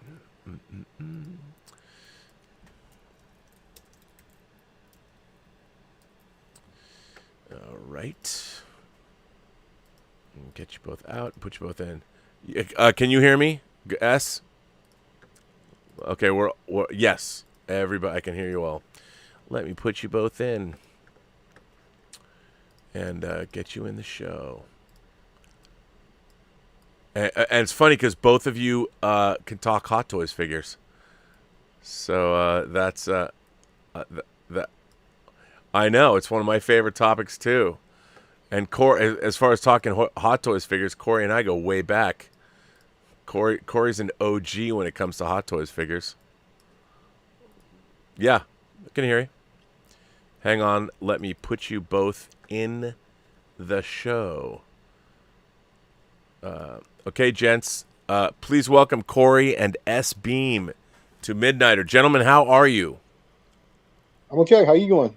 I am doing well. You, I missed you because there was no Comic-Con this year, so like a year and a half is going to go by before we see each other. More than that. 2 years. 2 years, yeah. And Mr. Beam, how are you tonight? I'm doing very well, actually. I'm just up late painting, actually. Oh, look at I recognize that. I'm looking forward to that. Yeah, I was. I've just been rearranging things in here, and yeah, that's what I've been doing. So, gentlemen, how do you feel about the current state of science fiction? If you want to talk first, Mr. Bean, go ahead. I think it's sitting in an okay place. I love The Expanse. The Expanse is one of my favorite shows. I mean, I love the fact that they're doing literary sci-fi, that they're adapting novels and things like that. Yeah. Tomorrow War, what I just saw, that was all right. Yeah, I mean, it's a really mixed response. It's funny. I watched it. I thought it was a fun B movie. I didn't expect it was interesting. I mean, again, my only problem with movies like The Tomorrow War is these. I get, without ruining it for people, I understand these aliens. I get it, but I'm getting a little tired of rampaging aliens. Whether it's A Quiet Place, whether it's The Tomorrow War, it wasn't really a war. It's a World War Z. It's an infestation, and I feel like you're basically dealing with it's global warming with teeth. You're fighting an infestation of creatures, and it's like, okay, but to me, it's like it's an onslaught. You can't win. That humanity was doomed. So okay, fine. Like World War Z, there's a sea of zombies coming. There's nothing you could do about it, and that to me, that kind of it's like fighting a tidal wave. Like, how do you fight a tidal wave? You can't. A tidal wave comes, and it's so the battle. It's not like you're fighting an intelligent enemy. You're just fighting a force of nature that you're never going to escape from. And that was one of my thoughts too. When I was watching the movie, I was like, how did these guys get here? Like, they're obviously not intelligent enough to fly. Right, and so it's like, well, I mean, it was like one of them. Yeah. I thought that was pretty. The solution was interesting, even though it was, to me, I'm like, okay, I get it. You were inspired by Alien, I understand, but then how did they proliferate and breed so quickly? I mean, creatures like that, and all they want to do is eat human beings. Like, they don't want to eat other game. Like, did they eat all the rest of the animals? I mean, I don't even remember if they dealt with that or not. But in one scene they did eat some animals. Right, but I mean, did they eat all the animals?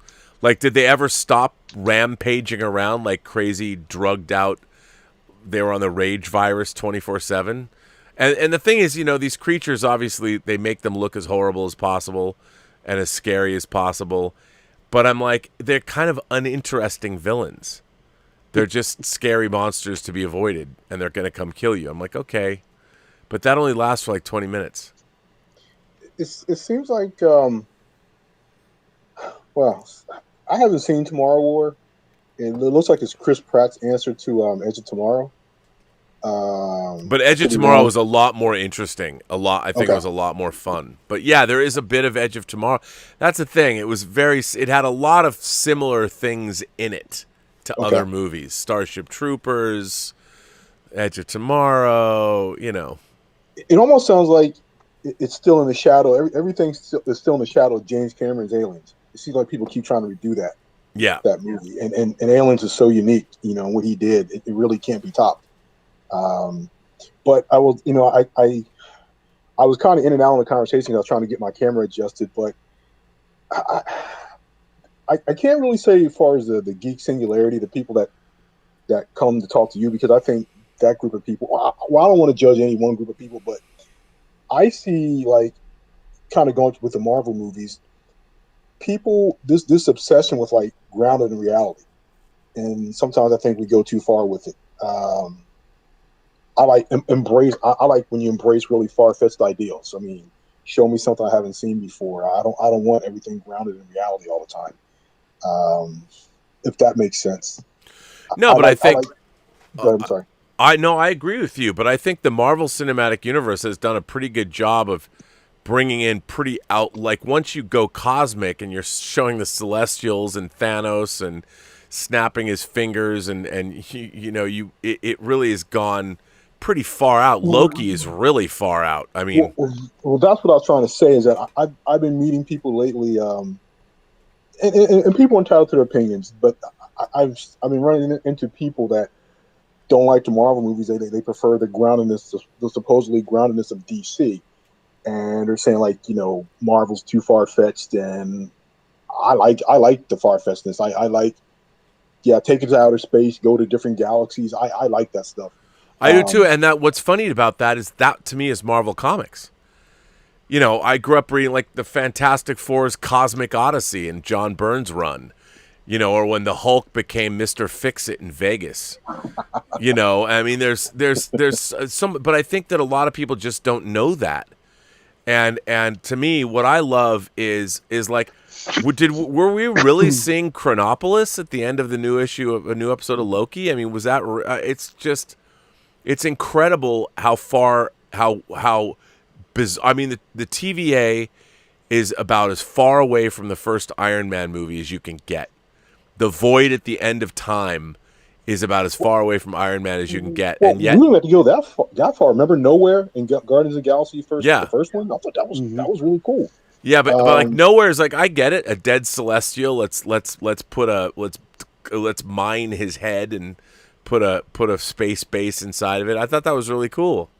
But yeah, I mean, it's the head of a Celestial. Ego, the living planet.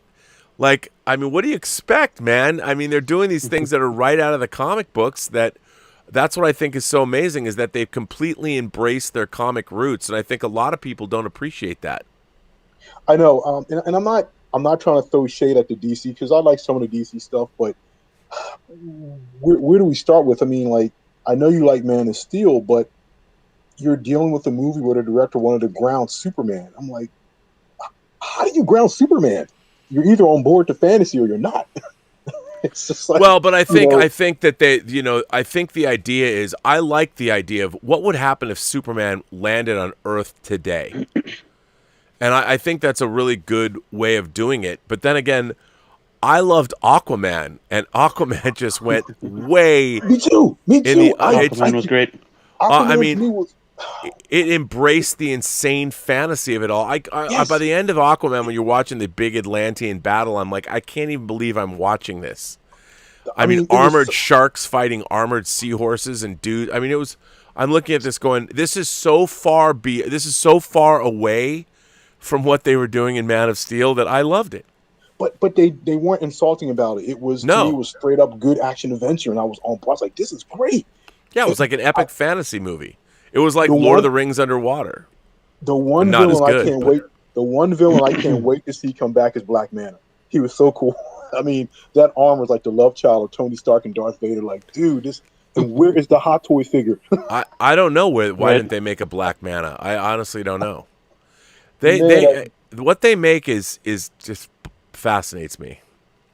Yeah, Hot Toys. I don't know. Sometimes they're touch and go.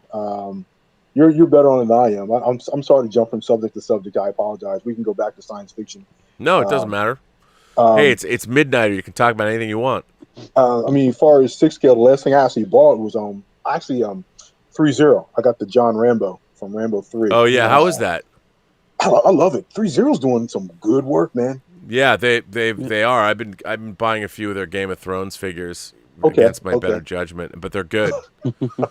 They have gotten really good on those. Yeah, they've gotten really like the Jon Snow. I got that extra head sculpt that I bought it's an incredible figure, and I want to get that Bran Stark. I just want to have the Stark family. I just wish their female head sculpts were better. Although Gwendolyn Christie, the Brienne of Tarth, is amazing. Yes, with the fur cape. It's amazing. I was tempted. I know it's probably went up in price now, and I should have jumped on it, but my funds are limited, so I don't always have the money to get them. So, but I'm a big fan of the Rambo films. Unlike you and Darren Doctorman, because I know where you guys will go, I like First Blood Part 2 better than 1.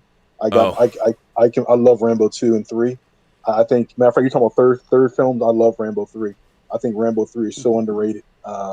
He just balls the walls. I love when he pushes the splint out and heals himself in the cave in Afghanistan. Just love Rambo 3. And I like the fourth one. The fifth one, Sly, what were you doing? That last one's garbage. But yeah, I know. I want a commando figure. That's what I want. Well, Hot Toys made one. Yeah, but I'm way late on that stuff. So Yeah, I mean that. Has the John Matrix went up in price? probably. I don't know. I haven't looked in a long time. Let's see. Probably. But I've been looking for a good sculpt, Schwarzenegger sculpt for a long time. So That John Matrix is really good. Yeah, it is really good. You know, they've got one on used on Oh, that's just the head. They got the head sculpt. Yeah, you're looking at $500. You're looking at $500. Yeah, $600. Now I know something. But that Schwarzenegger head sculpt on the Commando figure is really good. I know something you don't mess with too much, Rob, is Mezco. Yeah, it's I like 112, man. Come on. I like them, but they take so long to get stuff out, and the way they do stuff is weird. Like they put in the pre-order for the Keaton Batman and the Frazetta Conan, and then the Christopher Reeve Superman. But then the Christopher Reeve Superman comes out first, and I thought they wanted way too much money for that little tiny figure. I mean, I'd be better off spending $700 for the Hot Toys Superman that you have. But I did put down the down payment on their Leatherface because I want to get the horror guy. You mean this one? I hate you. Stop. yep, I missed all those older figures. Oh my god, that figure's so beautiful, man. Still want an '89 Batman, the Keaton one. Yeah, He's got that too? Way too expensive. I've got the Batman. They're going to re-release that. Yeah, I hope so. Yeah, I think they're going to release Keaton Batman, and they're going to re-release the Joker. And I think they're going to make him a little bigger. Luke Skywalker in his Best in Fatigues. They're going to and again, that's another figure I have. So that's a good figure. The first time it came out, it came with two figures. It came with the messed up one and the regular one, double pack. And it comes with the gantry, the thing that he's hanging off of. That's really cool. Okay. So, wow. I'm sorry. What I was trying to say about with Marvel, I feel like sometimes we're so stuck on like trying to keep things real that I don't know. Sometimes I feel like the imagination's gone sometimes, and I think there's also imagination. God, I'm looking at this Matrix figure, this John Matrix figure. I'm like, I want this figure. Why am I looking at this figure? Oh, you said Matrix. I thought you were talking about the Neo from Keanu Reeves' Neo figure. No, I have that. That figure's great too. I'm waiting for my third-party Trinity figure that's coming. That's really, really good. But yeah, this Schwarzenegger head sculpt on this John Matrix figure is the best. I think it's the best Arnold head sculpt they've ever done. Even better than Terminator?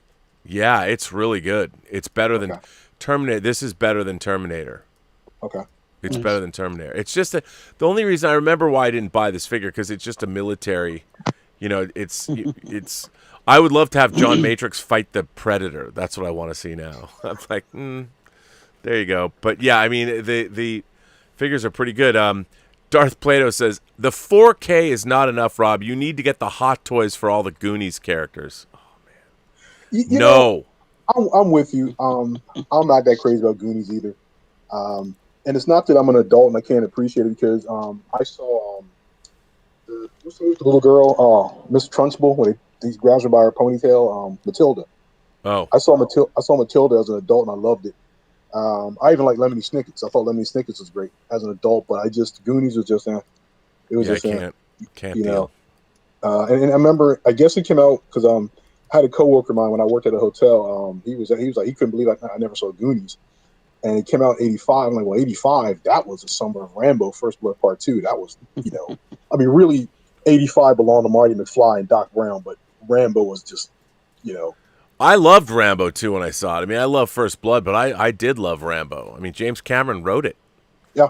You know, What was the story? He really wanted to start Rambo out in a mental institution, but I guess that idea got nixed, and he brought that over to T2 and yeah, made it for Yep. Sarah Connor. yeah. But like you said, Goonies, I'm not crazy about. And really Jedi, I don't hate Jedi like or like, maybe hate's a strong word, but I don't dislike it the way you do. But I mean, I agree. It's not that I dislike it. I just think it's hugely disappointing. But I'm with you. My favorite scenes is Luke and the Emperor and Vader, and the rescue from Jabba's palace. Other than that, it's maybe Yoda's death. Yeah, I mean, I just think that nothing else really happens. Han and Leia, so they go and they're pretty useless. I mean, it would have been interesting to see, like I would have liked to have seen Leia tempted by the dark side of the Force. If I had made Jedi, I would have said that the Emperor and Vader would have seduced Leia unbeknownst to Luke, and what ends up happening is that at the end, it's Luke would then have to. I would have had something happen with the three of them. Luke, Han, and Leia. Because she's the one, they couldn't go after Luke. He was too good, and they seduced Leia, and they could have ended the movie with her revealing that she's, I don't know, the new apprentice to whomever. But they didn't go that way, so I just wanted it to be more epic. I just wanted something more to happen. It just seemed, it doesn't have much of a plot. And they just rehashed, like, who cares? Another Death Star. They already blew up the first one, so why is the second one a threat? So... Yeah, I don't know much more I can say about that. I do like Temple of Doom, but I did listen to what you had to say, and you definitely got a valid point. I do like Raiders more. Raiders definitely had an edge to it. But I like Temple. I mean, Last Crusade. My apologies, Last Crusade. I still like it, but I see people love it. I mean, people, and that's the thing. I mean, I understand why people love it, because it's a lot of fun. But it's just it to me it turns into what I would call a movie as opposed to something that, by the way, I got to show this to you. Here is the close up of that John Matrix Schwarzenegger head sculpt. That's pretty damn impressive. I mean, you guys, I guess there's a delay, so you're waiting to see it, but it's pretty damn good. Like, I look at this and think that is one impressive head sculpt and paint ops.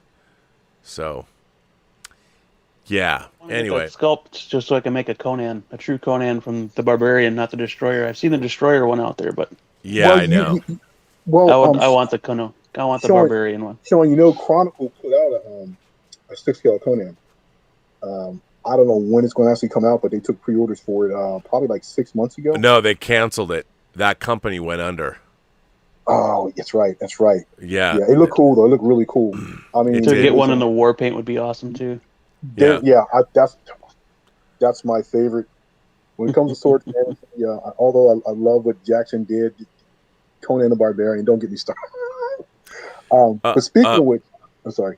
Oh, Benson sends in a chat and says, "Would love to see your Gundam collection." I don't have very many Gundams.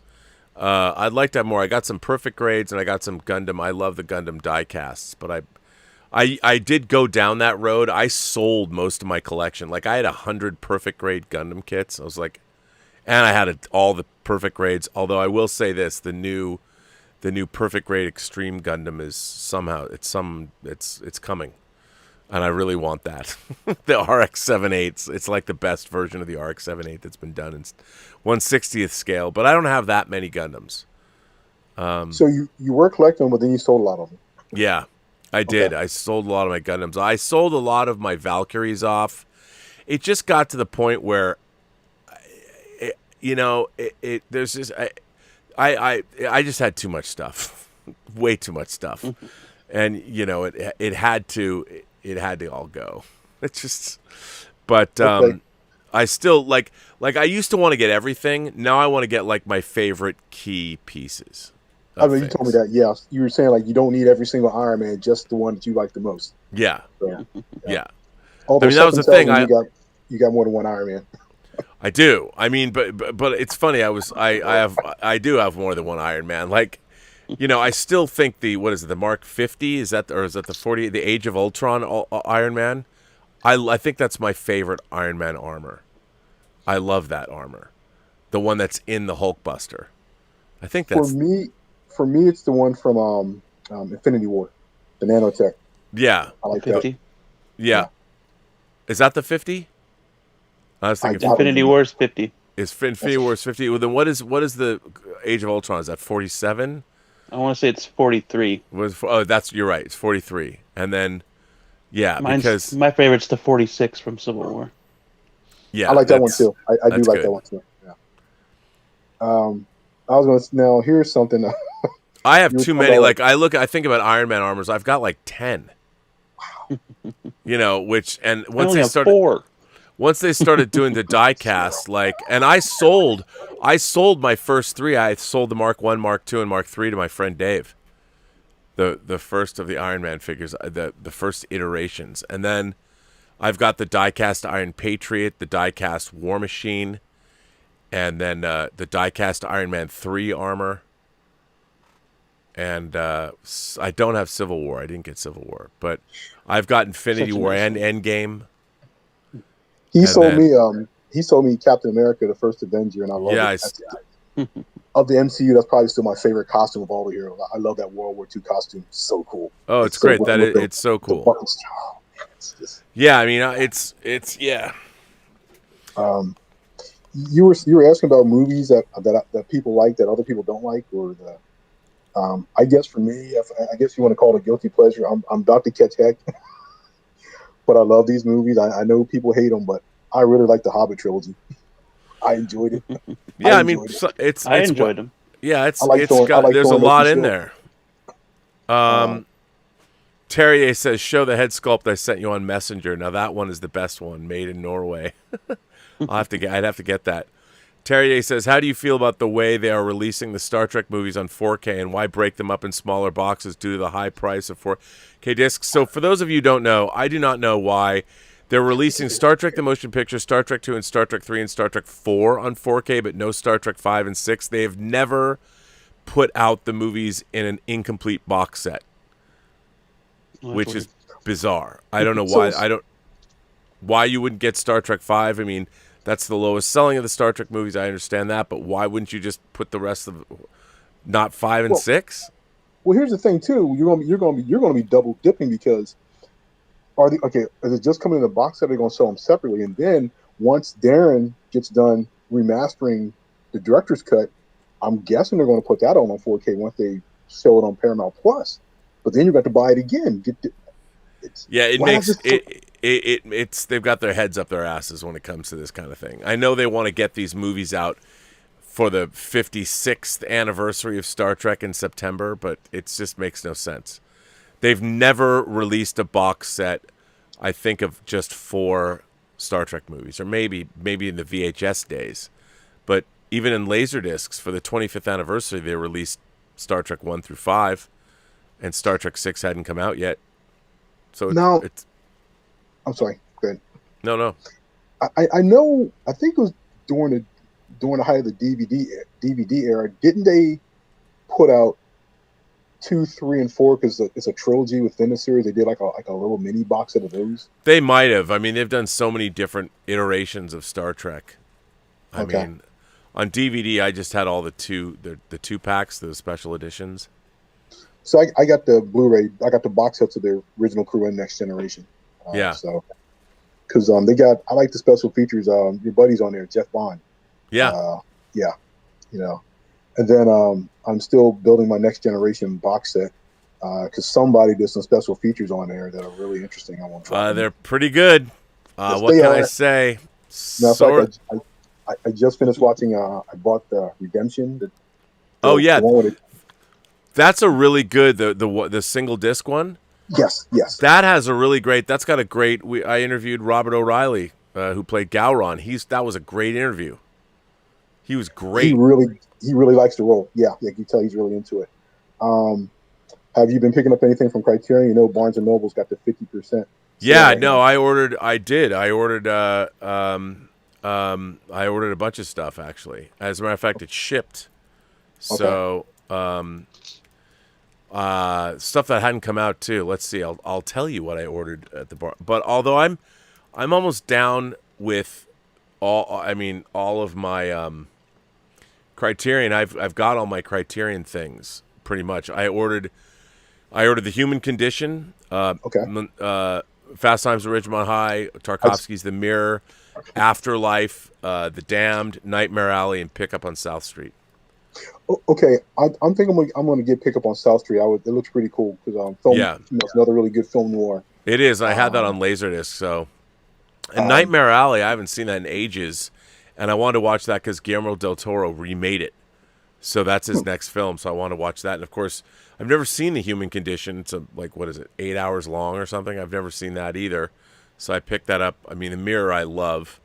And of course, why not? It's weird that Fast Times is on Criterion, but I'll buy it. Why not? Yeah, I just picked it up like 3 days ago.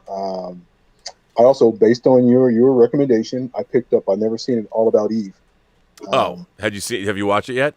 No, I bought it though. I got the Criterion. Oh, that movie is so. From the opening scene in George Sanders, it's great. Plus, I also ordered the digibook version. It was really cheap, so I would get that in the mail too because there's some like behind the scenes stuff that's not on the Criterion version. Right. So, and I know next week they're releasing. Do you remember the Lawrence Fishburne movie, Deep Cover? Yeah, that's coming out too. That's an odd choice, but. Yeah, I haven't seen it in a long time. I know Jeff Goldblum's in it. Bill Duke directed it. Yep. Then also, I was reading. I'm going to pick up Cat People. Yeah, the original. Okay. Yeah, it's good. I've never seen that older than Natasha Kinski. Oh, then that's the remake of Cat People that Paul Schrader directed. Yes. Yeah, with Malcolm McDowell. I like that movie. It's got a great Giorgio Moroder score. Yeah, I was reading the review. They say the score is really great. It's really great. Sean, what makes the Criterion version different from anything else? Well, they usually remaster. They do 4K remasters, and they usually include a bunch of very highbrow special features. But they're great, usually. Yeah. But Criterion were the pioneers of special features in home entertainment. They started back in the Laserdisc days. Their debut discs, the first 2 discs they put out were Citizen Kane and King Kong in 1984. And those were the first discs that had special features on them. And they pioneered things like audio commentaries and it's funny you said that because when I first started collecting Laserdisc, my first 2 Laserdiscs were Criterion movies, and it was Halloween and Boys in the Hood. Oh wow! Yeah, and they put out great stuff, really really great stuff. I apologize for calling you Sean. I see the S Beam. I think about Sean Bean. So my apologies. So I'm sorry for calling you Sean. No, it's all good. Do you collect a lot of 4K and Blu-rays and stuff like that? I used to collect a lot of Blu-rays, but not anymore. I switched over to digital, mostly digital. Okay. I still get some. Like I bought the Steelbook of American Werewolf in London not too long ago, and then I just got the Steelbook of Train to Busan. Oh, nice! I love that movie. That's a really good movie. So let's see, like you, I got the Arrow box set of American Werewolf in London. Yeah, the one that you were showing Robservations a couple months back. Yeah, but I have that one, but then I also got the Turbine one, the gigantic 4K from Germany. That box set's incredible with all the swag in it. It's So amazing. you get so when there's more stuff than what Arrow put on. Oh theirs? yeah. Yeah. It came with drink coasters from the Slaughtered Lamb. And it's in 4K. Nice. Yeah. So no, it's good stuff. But I have to tell you, even I doing Let's Get Physical Media, I think I'm coming to the end of my collecting physical media days. Don't say that, man. You're the last bastion of hope, man. Don't say Well, that. no, but it's just I have everything that I want. You know, I'll get new transfers when they come out, but like it gets to the point where what are you going to do with it all? Like I've got so many movies now. I'm still collecting things, but it's now getting to the point where I'm literally thinking in terms of, okay, in the rest of my life, how much time do I have left on this planet? If you really calculate it out, let's say I'm going to live to be 80. Okay? You look at your physical media collection, and when I probably have 3,500 discs. Let's say I got 3,500 discs. Okay? When am I going to go back and watch them? Like in my entire life, if you picked out like how many days left on the planet Earth you have, and with that kind of a collection, all of this stuff, these books, the CDs, all of it. You know, it would be great if I stopped collecting at 40. But now I just keep thinking like I'm accumulating all this stuff, and it was like you have to have it. Like that Rambo set, the Rambo set they put out in the steel books. I was like, that Beautiful shit's set. dope. I had to get that. You know, That's a beautiful box set. it's a beautiful box set. I'm looking at it right now. I'm like, that's really cool. But what am I going to do with it? I'm admitting this on Midnight Metal, and yet I'll go do a show with Dieter Bastian, and we'll talk physical media. I still love physical media. I still love collecting it. I still love getting the new transfers. I mean, you think I'm not going to buy Halloween 3 Season of the Witch in 4K? Come on now. Of course I am. You know, because and Halloween 1 and 2. Hopefully the transfer on Halloween, they'll get that right, because that Halloween is a hard movie to get right on home video, and I'll have those. But you know what? I think about I've owned Halloween on VHS, on Laserdisc, on DVD, on Blu-ray, on 4K. Or no, I think Halloween I have on 4K. Yeah, because okay, yeah, because this 4K release from Shout Factory is the second one. Remember they did one last year. Yeah.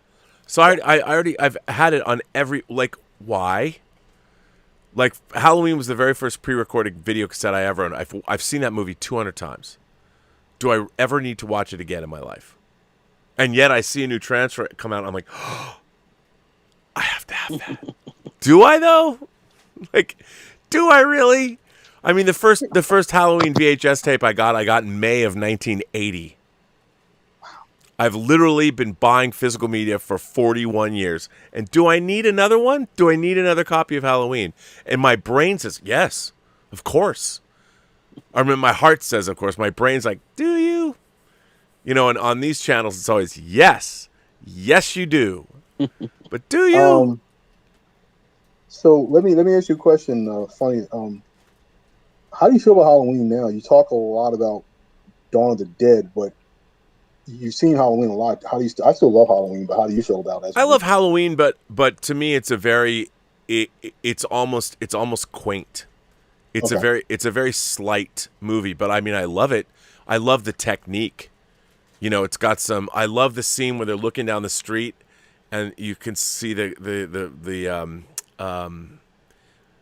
laundry hanging on the drying, and you see the shapes step out in the middle of broad daylight. I still love that shot.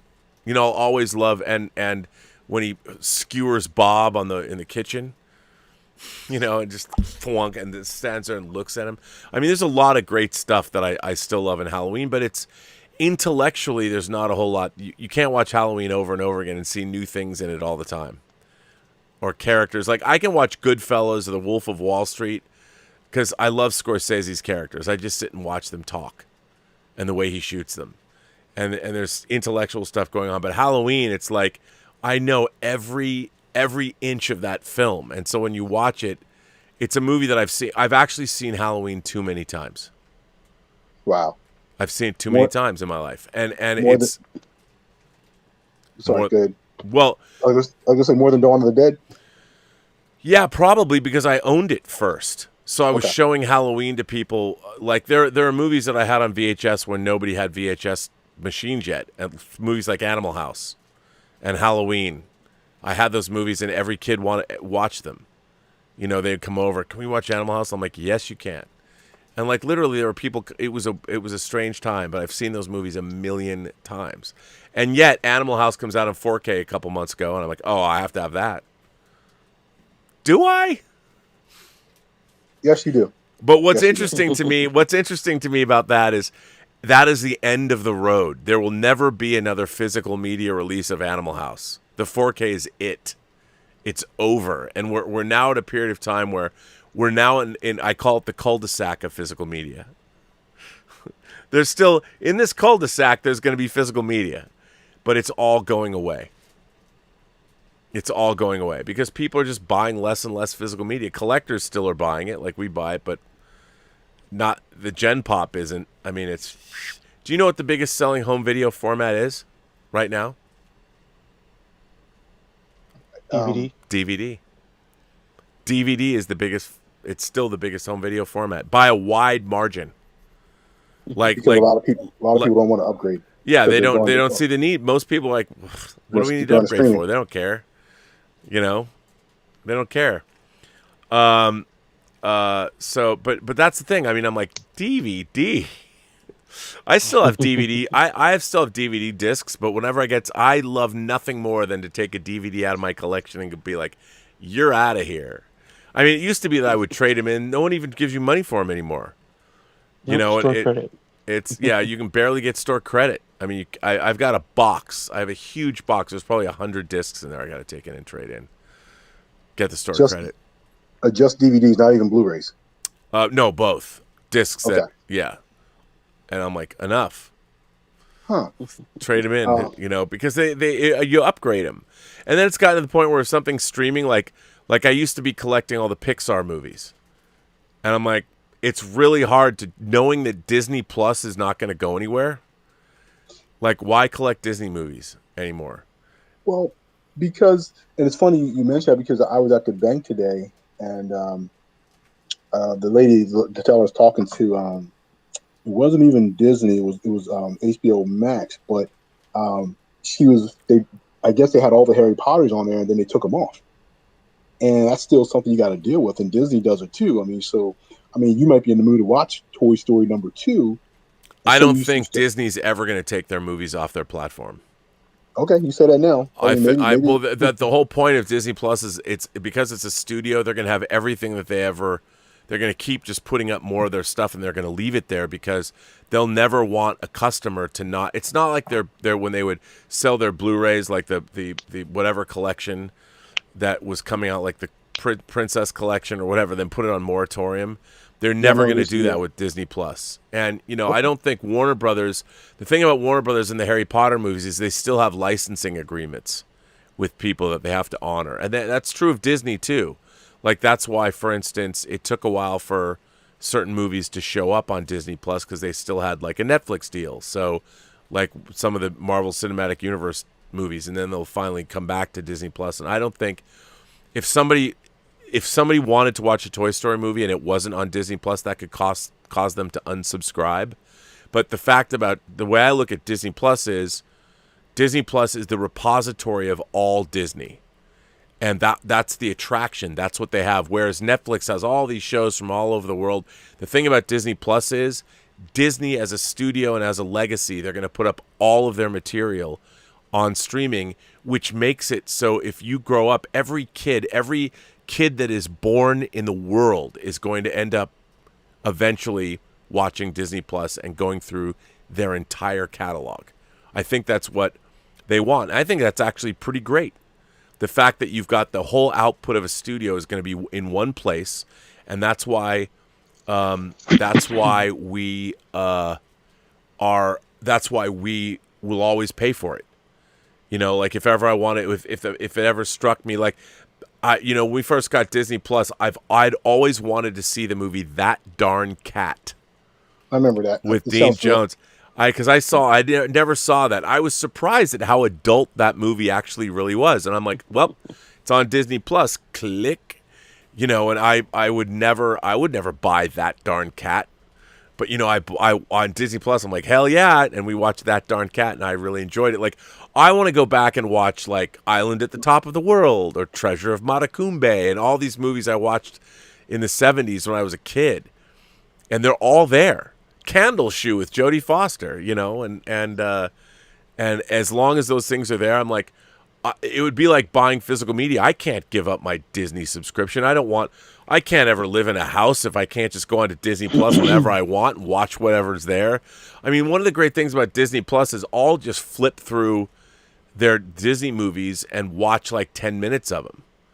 Like, oh yeah, let me just sample Cinderella. I haven't seen the Cinderella animated film in a long time, and you go through and you watch these things, and they're all there.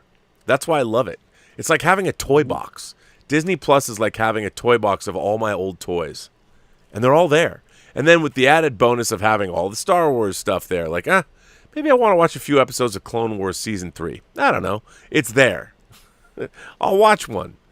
And that's kind of why I think I look at like my own physical media collection, and it's like the culty stuff and the weird stuff and the stuff I don't know if you're ever going to be able to see it. But even stuff like my beloved UFO, I'm looking at my collection. I have the British UFO set. I have the Japanese UFO set. And then I've got an old British DVD UFO set. Like, why?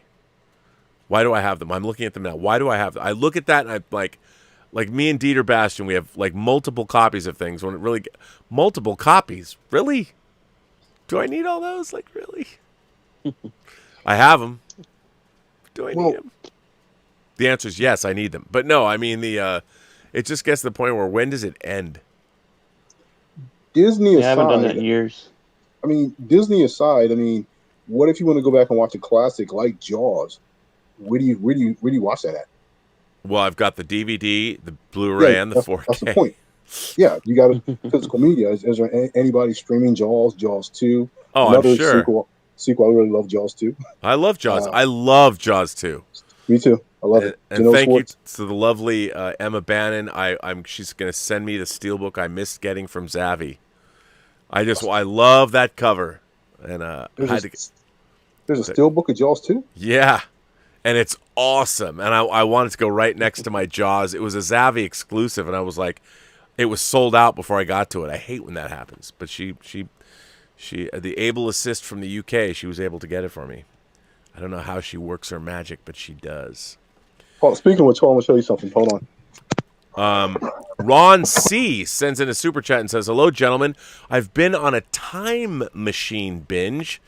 The Time Machine 1960, Time After Time in 79, Back to the Future in 85, and I enjoyed all three. I find the 1979 chilling.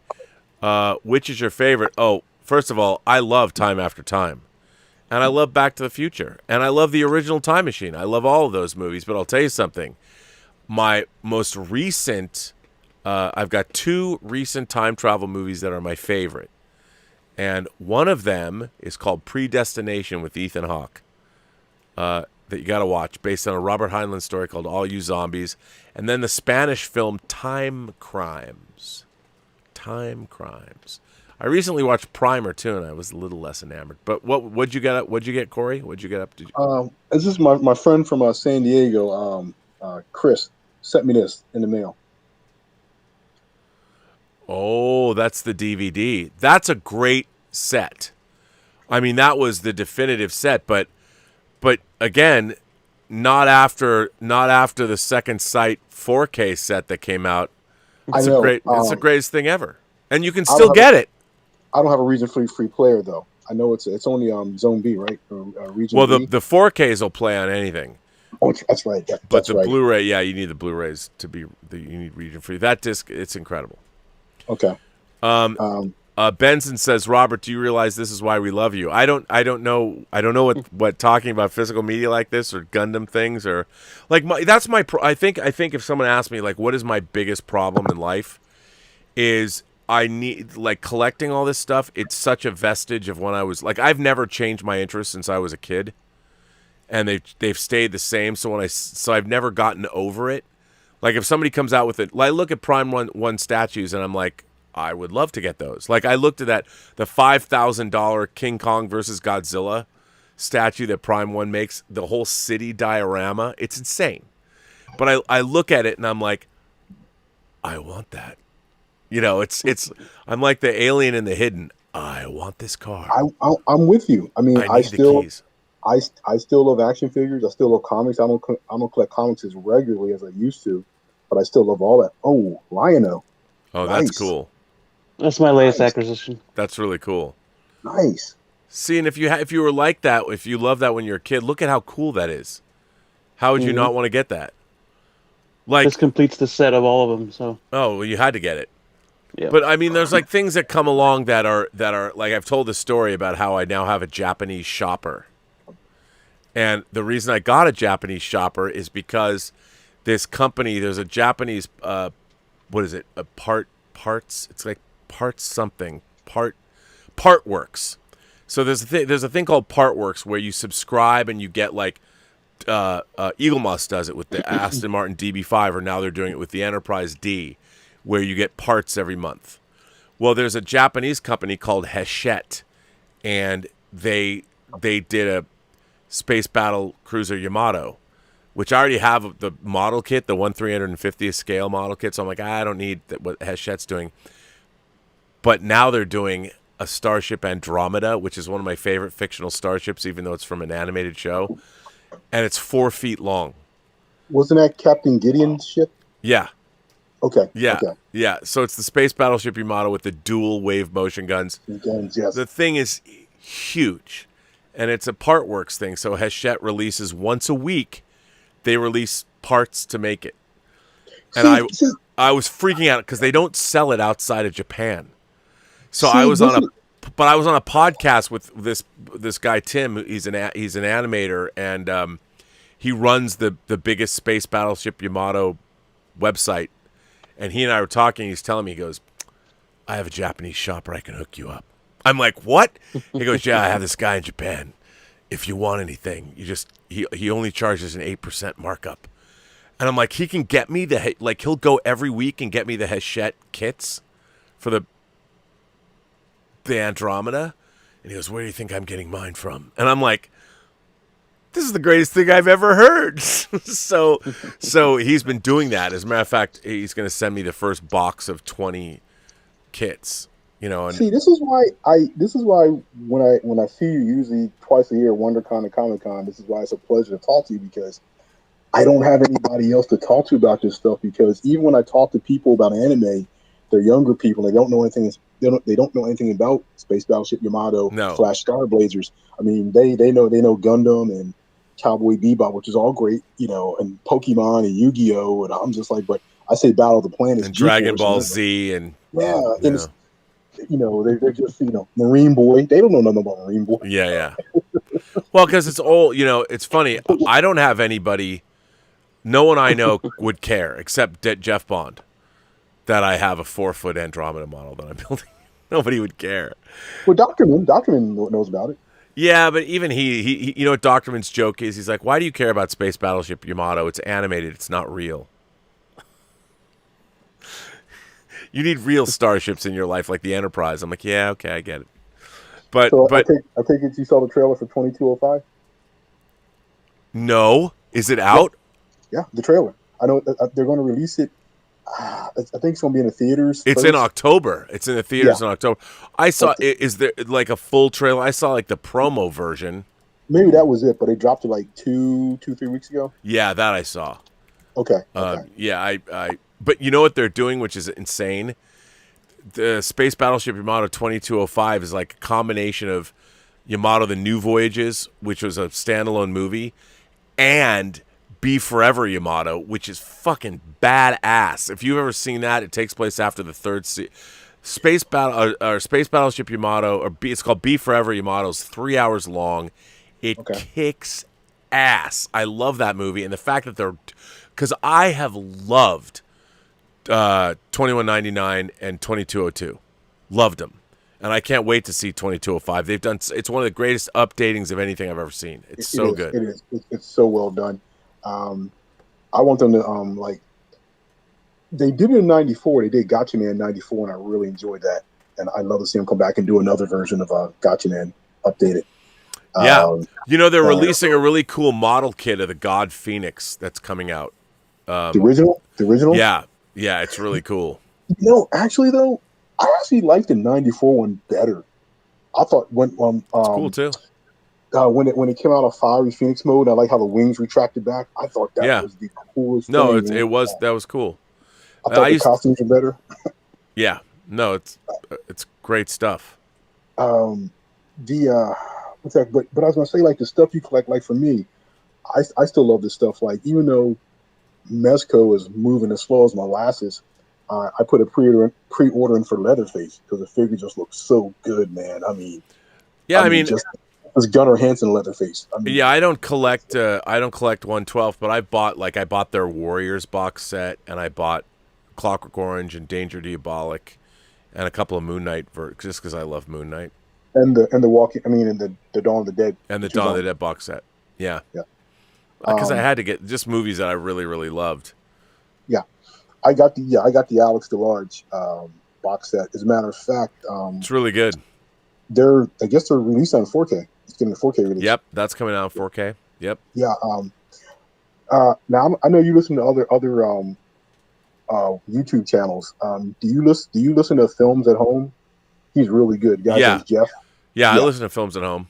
That guy's really good. He just does a really good presentation, and he's really up to date on everything. So that's where I kind of learn about a lot of stuff that's coming out. Yeah, he does a good job.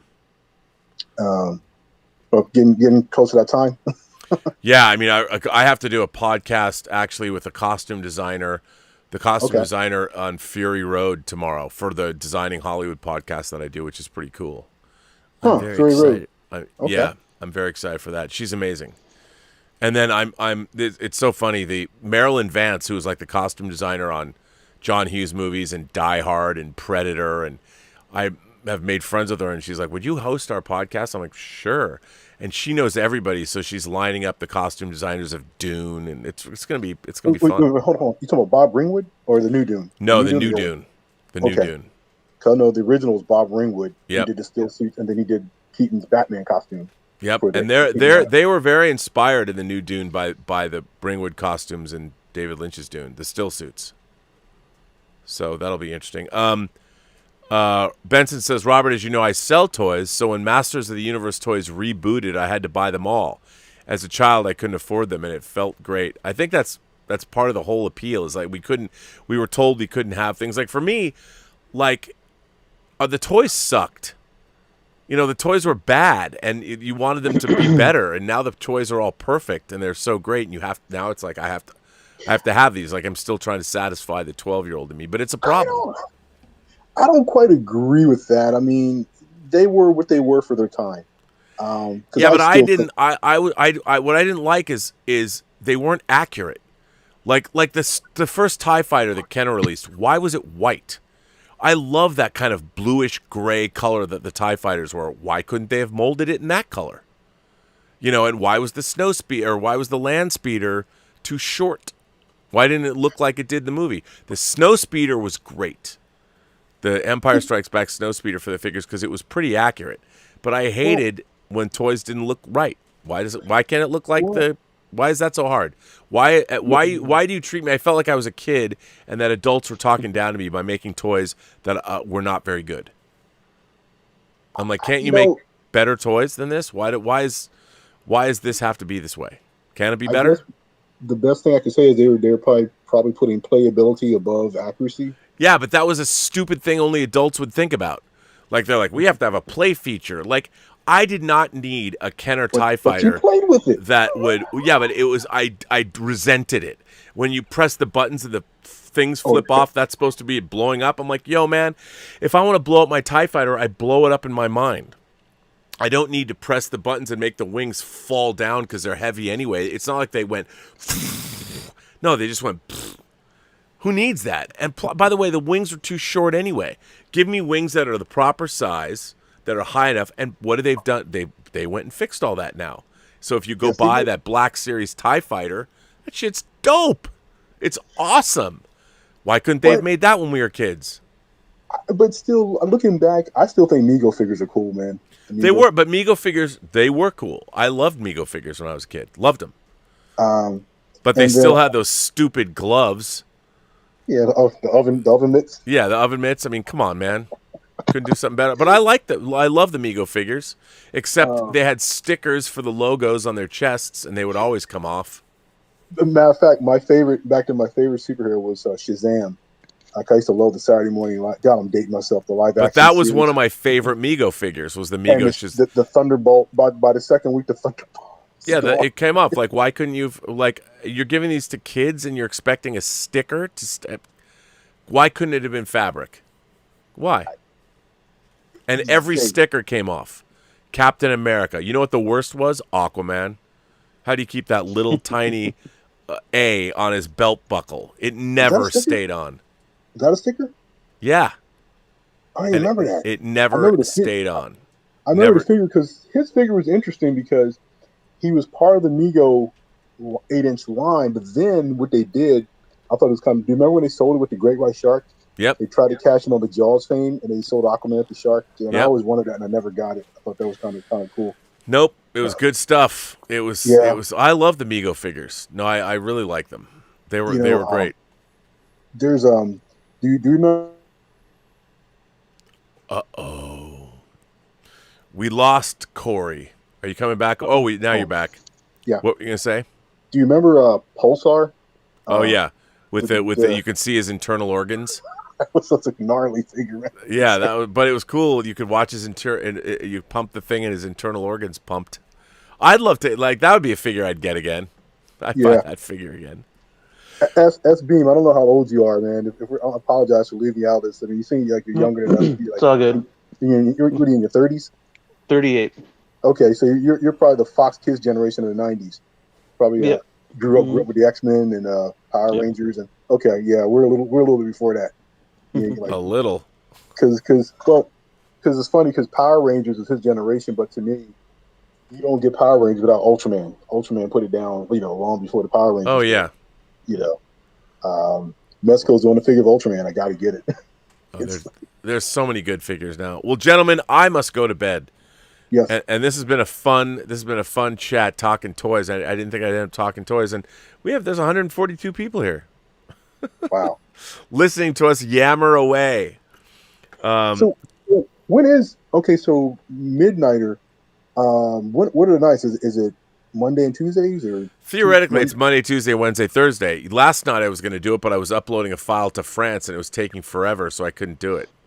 I can't upload files and at the same time stream, especially huge files that are like 20 gigabytes. Because I missed out on some fun conversations like about Star Wars. I really wanted to jump in on that one. I had some stuff to say. But, Oh well, yeah. Well, come on in. okay. I don't know how long I'm going to continue doing Midnighter just because work gets in the way and it's hard. I understand it is 12 midnight. Yeah, But I I'm understand. buried under the amount of work that I'm now having to do because it's great that Tango Shalom, our film's coming out, but the amount of work that was just thrown at me is enormous because I have, everything, the movie, everything ends with me. I have the movie. I'm the only person that has it all. So, because I created it all in terms of the files and all that. So everybody's going to need, when they come back from Cannes, they're going to be, like yesterday, I sent the movie. This was pretty fun for me. I sent it to the ratings board to get rated. And I'm like, it's going to get a G. I'm like, yeah, but there's a bare ass in it. I go, yeah, but it's a funny scene. I don't know if maybe they'll give it a PG for what? They'll say PG. It won't say for drug use or swearing. It'll just say for an exposed butt. Like, what's it going to say in the thing? I can't wait. But I hadn't actually sent a movie directly to the MPA before. And that was fun. Wow. And that was what I was doing yesterday. And tomorrow I've got more to do. And, So hey, is Horace and Chuck, are they doing that whole video Zoom thing again? Like last year? I don't know. I mean, we've been having fun, and then the people that are members of this channel, we do Zoom chats bi-weekly. which are fun. We're doing one on Saturday. Okay. But yeah, Horace and Chuck, I don't know. These are all now we're getting all personal. People are like, what are you guys talking about? See, Sorry we've known about each that. other for a very long time. I have to have known you for what, 20 years, more than 20 years, right? More than 20 because I've known you since the 90s. Yeah. Yeah. When I first At see you at Comic-Con. Comic-Con. Yeah. Yeah. And then when you were because I remember I think it's when you showed that you and Mark Altman cut that trailer for Star Trek to the soundtrack from Nixon. Oh my God, that was in '96. Okay. I did that so that's Star Trek Eternal. You can see that on my old YouTube page. The quality's terrible. Yeah. That's what got me the job working on the Star Trek Experience. Nice. Yeah. Nice. And then Well, so let me ask you, S. So what is your next? Let me ask. Before I go, what are some of your upcoming of all the stuff Hot Toys has been announcing? What are you most excited about? For me, sorry, go ahead. Go. The Vision. The Vision's been a good one that I want, and then of course the Armor. Armor was one that we've been talking about for a long time, and we want. And they finally released her. Yeah, that's a great figure, and there's so much good stuff. I want the Kingdom Come Wonder Woman. Where's that figure? It's in the golden armor. I mean, it's even though it was in Wonder Woman 84, which I didn't like, it's still the Kingdom Come Wonder Woman armor, and I'm like I can't believe. That one. I had to have it just because I love Kingdom Come, and I'm like I'm never gonna get. I wish that Hot Toys would have done the whole Kingdom Come line. I would love a Kingdom Come Hawkman, a Kingdom Come Green Lantern. I mean, that's something Sideshow could be working on too, though. I know, but that Wonder Woman might be the closest we ever come to that, and I'm like, okay, I'm there for that because I would love to. I mean, I used to have the DC Direct Superman from Kingdom Come. That was cool, but it was 13 inches. But yeah, man, Sideshow should do a whole line of Kingdom Come. They should. They have licenses. Why not? I know. For me, I don't know if I'm going to get it because I guess I'm on a budget, but I really like the Luke Skywalker and his snowspeeder gear. Dude, that figure is dope. It's so good. That is such a cool figure.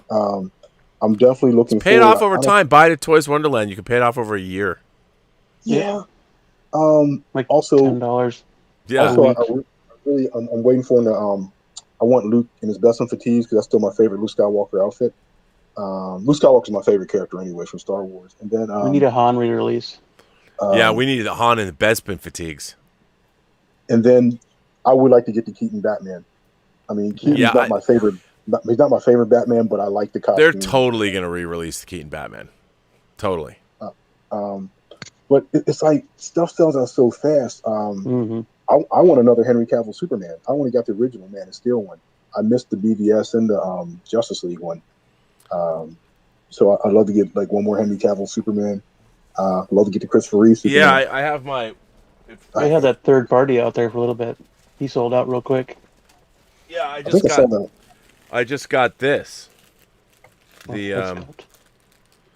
got this for my. It doesn't come out until next year. But here is the third-party Henry Cavill Hot Toys head sculpt with the hair going in the right direction from BVS. I mean, from Justice League, Zack Snyder's Justice League. His hair's. This is after he comes back in the black suit. So that's how insane I am. I bought a head sculpt that I'm going to replace for a figure that doesn't come out until the end of 2022. How do you feel about this paint job?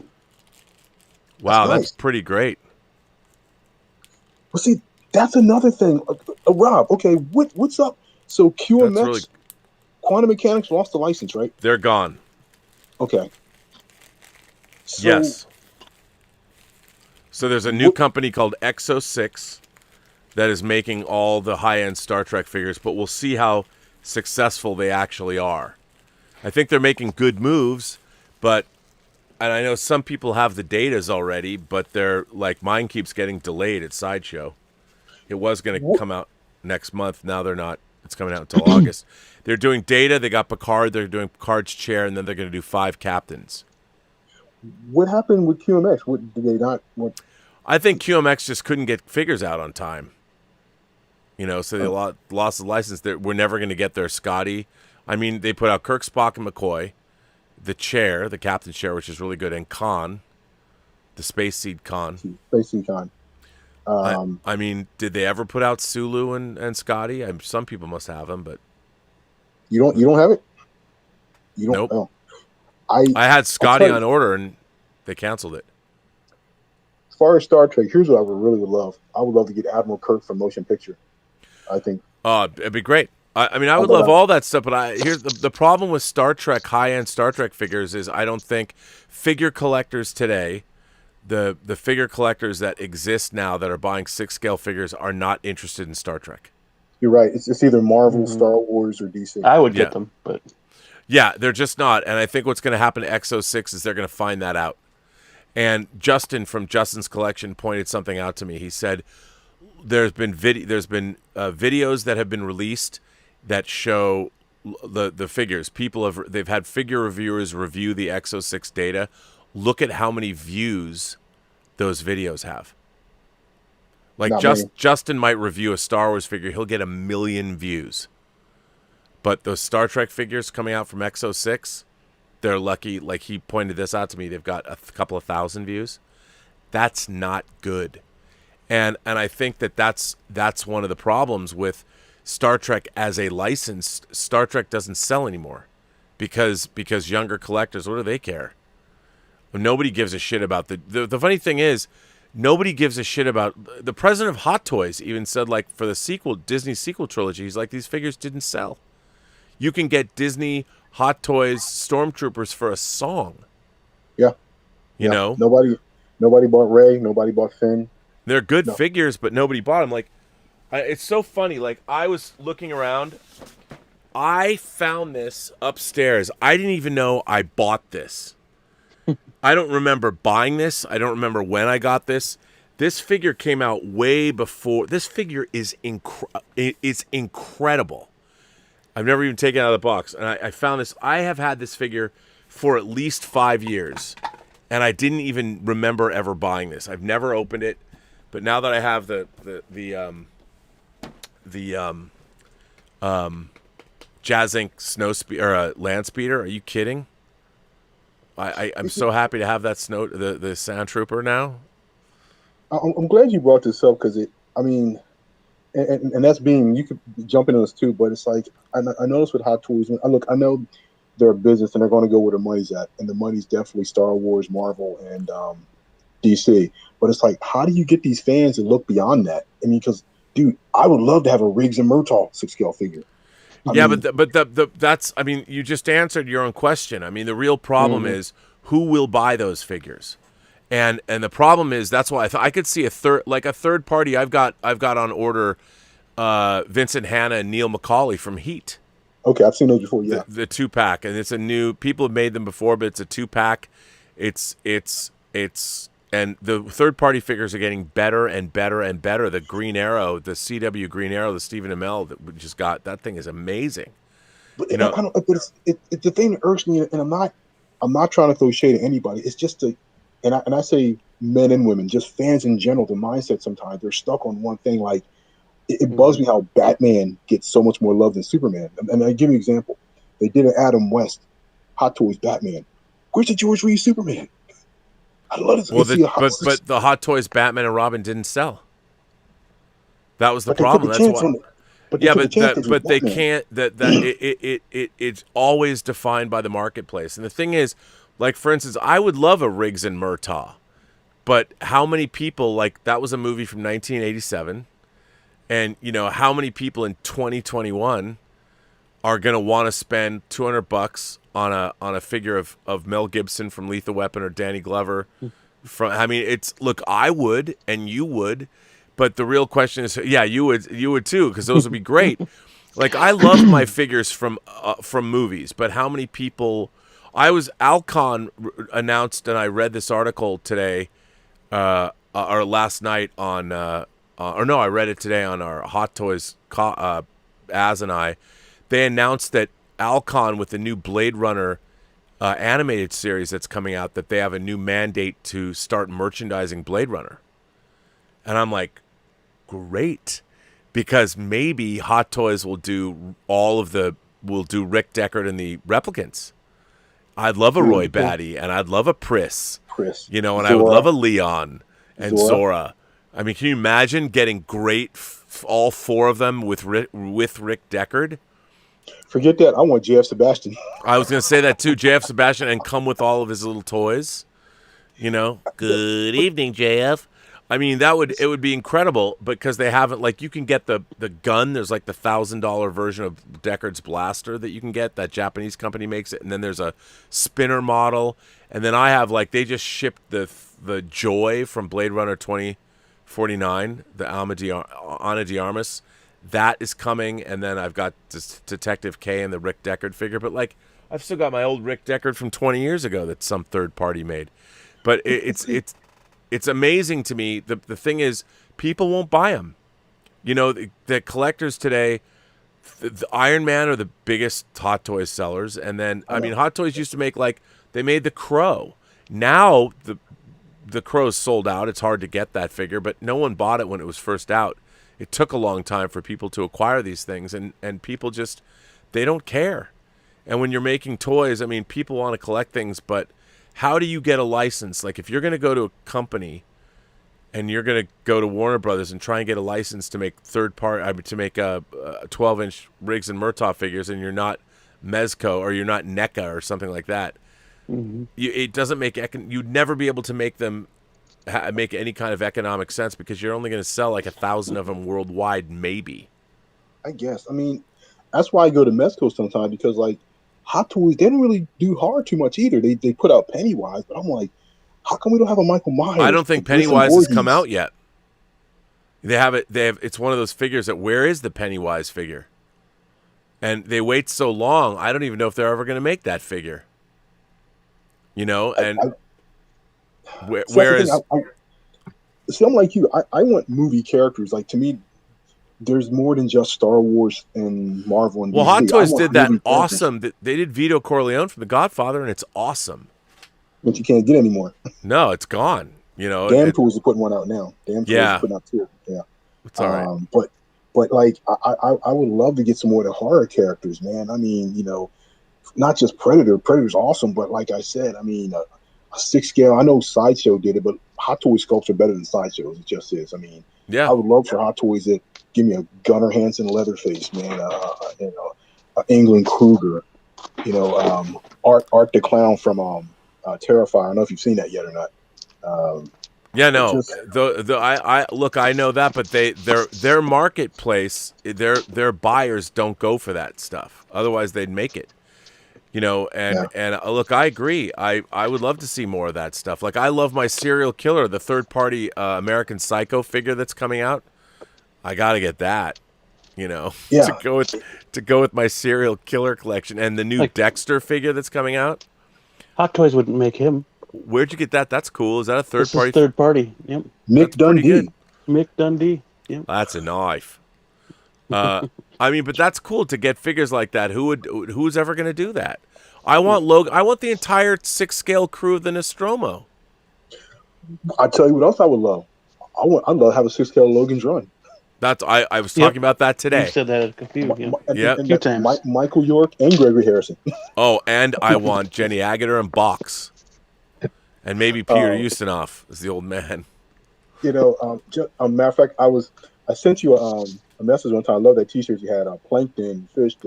Oh yeah, not many people know what that is. Whenever I wear that, I knew it. But just like I would love to have. Damn it. I lost my train of thought, but yeah, Logan's Run. I just think I would love to recreate the movie poster of Twins. Danny DeVito and Arnold Schwarzenegger. Yeah. By the way, Sonny Dominguez writes in and says, physical media, figures, comic books, T-shirts are all things I love collecting too. I also love collecting art from the artist's alley at the cons. The only thing is sometimes my collections are overwhelming, and then I dread one day when I have to move. Oh, dude. I finally have, I think, almost everything I own in this room. It's a nightmare. It's just like, I'm trying to figure it all out. I'm trying to put it all in place, but About a year ago, when you first started Robservations, I noticed a figure behind you. Was that Anton Chigurh from No Country for Old Men? He's right here. This guy. It's like, oh. This is a third-party figure. I mean, it's okay. But this is like from 10 years ago, and this is third-party figures have come a long way. But this is pretty good for a 10-year-old third-party figure. You got an Anton Chigurh 6-scale figure. I do. I gotta ask. You got Frank Booth also? I do not. I do not have Frank Booth, but I would buy it if they had it. What is oxygen? Oh my. You want to hear? I've got Bruce Willis from Tears of the Sun. With the full Navy SEAL gear and everything? Yeah. I don't know why they made that figure, but I have it. Back 15 years ago when I was really into 2003, 2004, 2005 when I really got into third-party 6-scale figures. They weren't that good, but I mean, I would buy any weird character people made. I have a King of New York Christopher Walken figure. Frank White. Why they make that figure, I don't know. But I got it. I was like, oh, click, send it to me. That's what I'm saying. I would love for Hot Toys to do a Nino Brown from New Jack City. Oh, man. Yes. Give me a Nino Brown with G Money. Yeah, a 2-pack. A G Money Nino Brown 2-pack. Why not? Here's another one, which I noticed would sell. This would sell. Do the Mad Max line. Give me. Look, check it out. I thought that I don't understand why they didn't do a Mad Max line. So many characters. Give me a Mel Gibson, Tom Hardy 2-pack, and then you can sell them separately. And you'd want to do like I do 6-scale. I'd want the Gyro Captain and his gyro.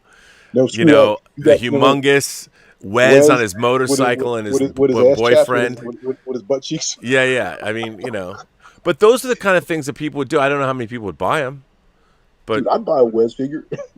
There's a couple of pretty good There's some good third-party Furiosas. I've seen some good Furiosas.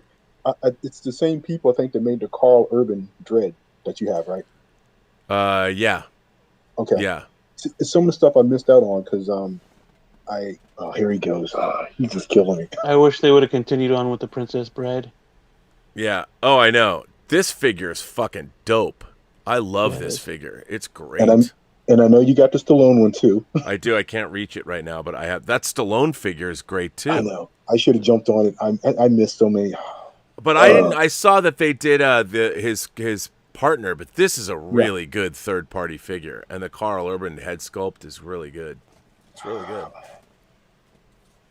And while we're on the subject of futuristic cops, I know you got Grammaton cleric John Preston. I do not. You don't have the. I know. I remember. Maybe I was at Frankensons where I saw third party. Yeah, I never got that. Wow. I don't have everything. There's always something more to get. See, you're never out the game. I know. I gotta get out though. Come on, dude. I'm gonna be dead soon. You know what you're like when it comes to collecting? It's coming. You know what you're like? I can't wait. I just figured out. You know who you're like when it comes to collecting? You're the Michael Corleone of collecting. Just when you think you're out, they pull you. Well, you got. I mean, look. I just collect. I don't have nearly. Have you seen Justin's collection of Hot Toys figures? It's huge. It's insane. His collection's insane. Justin's no joke. I see him. I watch you guys sometimes. I know he's. I mean, yeah. Justin's stuff is. I got no words for it. It's just incredible.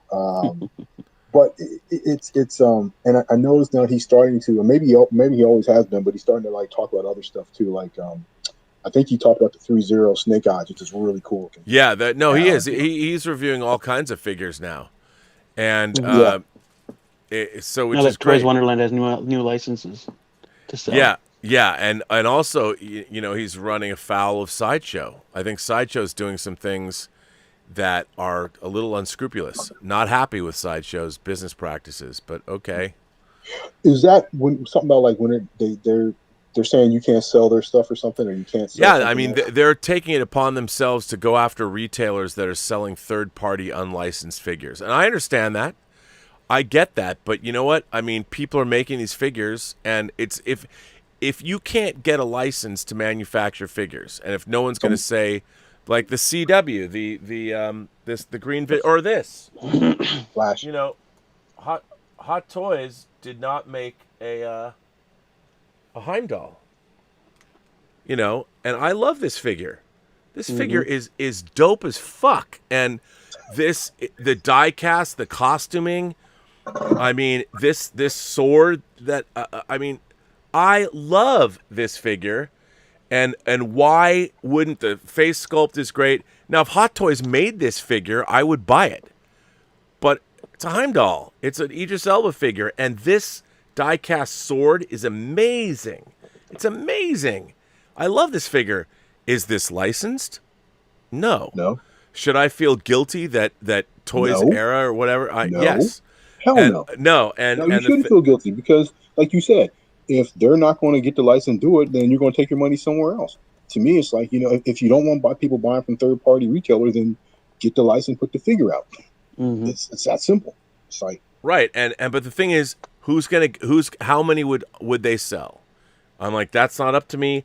Third-party figures. I mean, this is a great figure. These weapons are incredible, and it's like, okay, this is going in my Asgard display when I get my throne.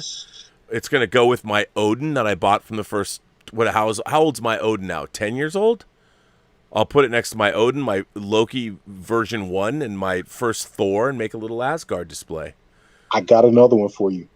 I would love for Hot Toys to make scale figures of the 1984 Dune. Man, I would love to have a Paul Atreides in a still suit, Kyle MacLachlan. Yeah, but they're never going to make they won't. They won't. They're not. But again, the problem is, will the figure buying audience buy those figures? No. And the problem is, I mean, if you look at think about it, if you're 30 years old today, that means you were born in 1991. And if you were born in 1991, when were you watching the kind of movies that would make you want to buy a figure from even the 90s? You probably started your 1/6 scale obsession when Hot Toys were doing Iron Man in 2008. I mean, it really depends. I mean, these high-end figures, Star Wars is a perennial, but who's going to spend $200 on a figure? But dude, wouldn't if you had a chance, wouldn't you like to own a 1/6 scale Kenneth McMillan, Baron Vladimir Harkonnen? Yeah, I mean, I would, but again, I'd love to own a million different things, but who's gonna? It'd be great to have that stuff, but then again, only the people. Dune is 37 years old now, so it's like, in order, I think, to buy high end figures, you have to have a connection with, especially if you're going to buy more than one, and especially if you think about, like, if you look at Justin's collection of Hot Toys. And a lot of it, he gets sent stuff to review and things like that. But he's probably got, 500 Hot Toys? And let's assume that every Hot Toy, let's say he paid retail, average price of the Hot Toys that he has, let's just call it $250. $250 times 500? That's a lot of money. And you think about it, I mean, and that's unusual. So I try not to do that with my own collection. Like, add it all up. How much did I spend? You can't. Oh wait, no, never mind. I don't want to do that. Well, I mean, you start thinking, like, I'm looking right now, like where I'm sitting right now.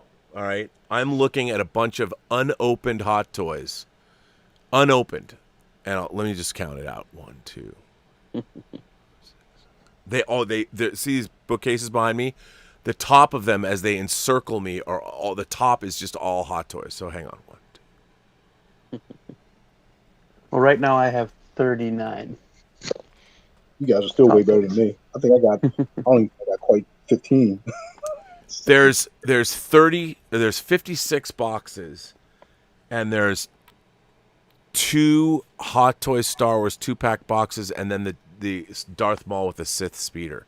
So there's 58 Hot Toys figures that are above here, and then Hawkeye is over there. Captain Marvel is there. They have also been unopened.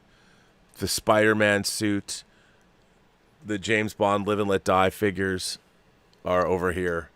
I mean, there's probably, just in my view, then there's probably close to 100 Hot Toys figures in this general vicinity that are unopened, that are undisplayed. That I like. What's the fucking point? Like, what is the point? Like, I have the Han Solo Chewbacca 2-pack. Never opened it because I've been waiting for my Millennium Falcon cockpit for 2 years. The one I I saw have two more Comic-Con. cases in my living room too that are full of detolfs that are full. Yeah, And I guess maybe just me, my ignorance. I kind of always thought that the typical Hot Toys consumers, like people our age, but it's probably more people like S Beam and Justin's age. So you're right, they wouldn't, and I'm not knocking you guys, but it's like stuff like Logan's Run, and $6 Million Man, things like Dude, that. I It's just there's a great third-party $6 Million Man that I saw not too long ago. I've been wanting to make Logan's Run just for Rob. Oh man, I would love Logan. Like I said, Logan, Francis, Jessica, Box, and Peter Ustinov. But that would be a good. That even like when Sideshow made a Jack Burton and a Snake Plissken. I didn't like the final product on him. No. I really wanted him, but I didn't care for the final product. Yeah, I wanted the Jack Burton and I didn't buy it, and I do kind of regret it because I would like to have had that Jack Burton. Sideshow's really touch and go in their sculpts. I mean, they're just not quite as good as Hot Toys. I mean, they done some cool stuff. I mean, I love their Mythos Obi-Wan Kenobi. That's a good one. I like That's their really cool. Thor. I like their Thor. The comic book Thor. With Yeah. They're doing a good job. They got some good statues, premium format. Yep. They do some. I think it's funny how this show has morphed into Fully Articulated. We're doing a Fully Articulated episode. I've applied for Fully Articulated. I know, and you need to come on.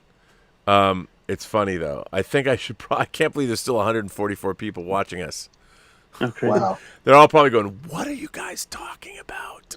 Speaking of a line that I've always wanted to see is I don't know if you guys are familiar with Red Dead Redemption 2.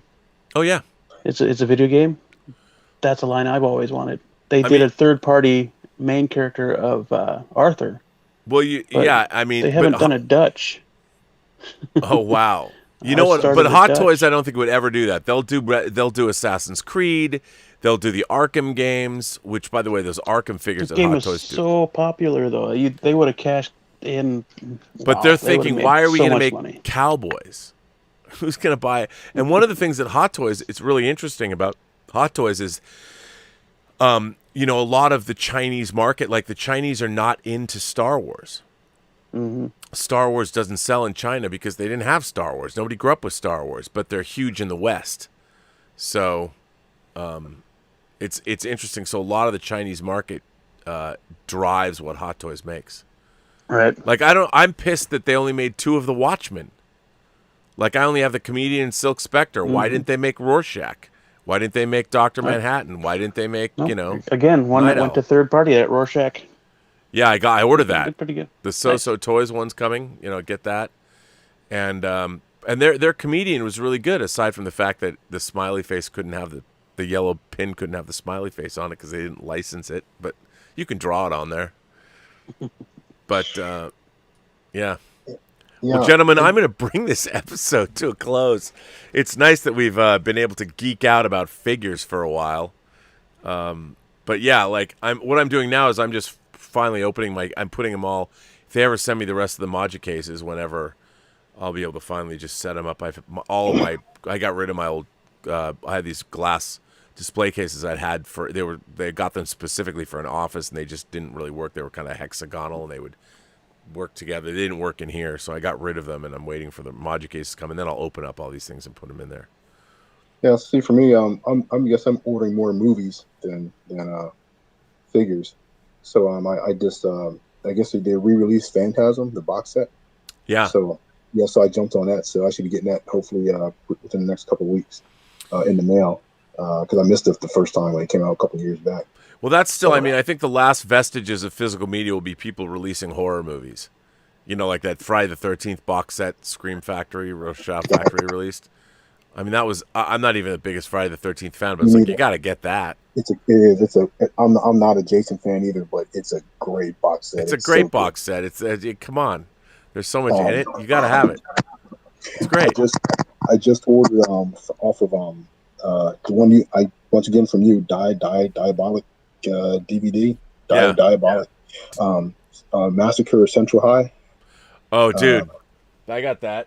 This is actually Dieter Bastian's.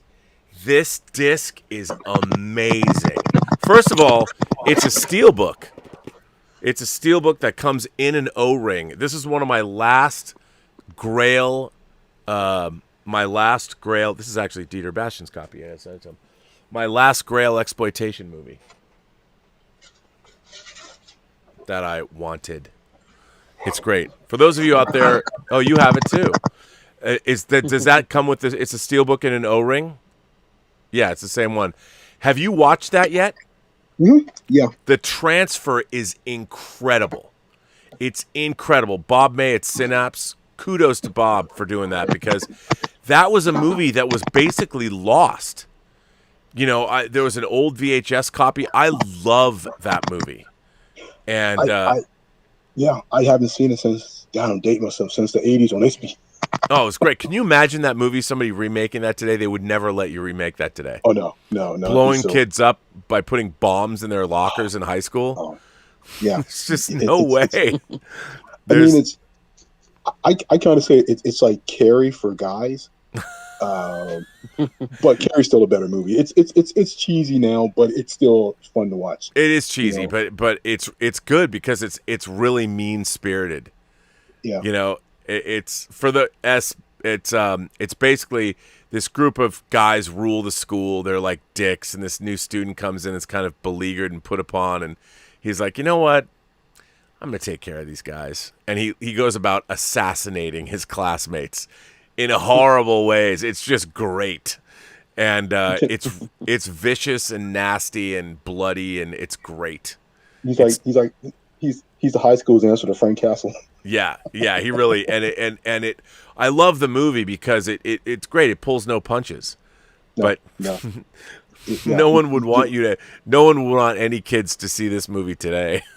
No, absolutely not. But like you said, it's a beautiful box set and just a great transfer. The transfer is great. It's great. You know, it's just stuff that I haven't seen in years. You know, I still like the new stuff too. Matter of fact, well, this isn't new, but I guess they just remastered 48 Hours and another 48 Hours. Yep. And I was looking for it at Best Buy. It hasn't come out yet. No, those Paramount remasters are great if you can get them. You know, well, I got Mission Impossible because it's the 25th anniversary. Yeah, but My Mommy Dearest took forever.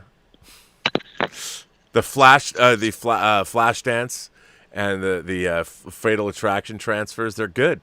They're really good transfers. So they redid Fatal Attraction. Yeah, okay. They did, and it's a great transfer. Nice. So just Blu-ray, not 4K though, right? You're right. I wish they'd release them in 4K, but no. I think they will. If they're going to do Star Trek, I'm pretty sure Fatal Attraction was a huge hit for Paramount. I mean, you'd think they would have released it, but I mean, just getting a new transfer is fine. They're not committed to 4K. You know, Paramount remastered War of the Worlds, and they only put it out on Apple in 4K or in Blu-ray. It was beautiful, and they had to have Australia released it and Criterion released it. Oh, well, I lost both of you gentlemen. I guess, ladies and gentlemen, boys and girls, I guess this is going to be the end of the Midnighter. Because I think that was it. I have to go to bed. I've got to get up. I'm not on the John Campea show tomorrow. This has been a delightful conversation, rambling though it might have been. I want to thank everybody for coming on tonight. We had good chats. So thank you all. We will be back tomorrow on the Midnighter with another scintillating conversation about action figures. No, probably not. I loved it. And if you want to talk about action figures, you can on this show, because this is the show where we bring you on, you imagination connoisseurs, you members of this, the Post-Geek Singularity. I want to thank everybody for being here. I want to thank my awesome moderators. Darren Seeley is here. I saw, I don't know who else. Bunyan Snipe is here. Thank you, Bunyan Snipe, for being here. Thanks for being part of the Midnighter, you guys. I appreciate it. Thanks for doing all the work that you do. So always thank the Blue Wrenches. I want to thank everybody for supporting the channel generously through tips and super chats. Thank you. If you want to send a letter to the Midnighter, it's free of charge. You just have to go to the Burnettwork.net website, and you can come on and write me a letter, and I'll read it. Just put in the subject heading, for the Midnighter. Also, if you want to become a member of this channel, we do have bi-weekly Zoom chats with the members, which I love because I get to see all your faces and get to have updates and hear from all of you. It's a lot of fun. So you can join the channel and become a member, and you can do that. You can gain access at various levels to that.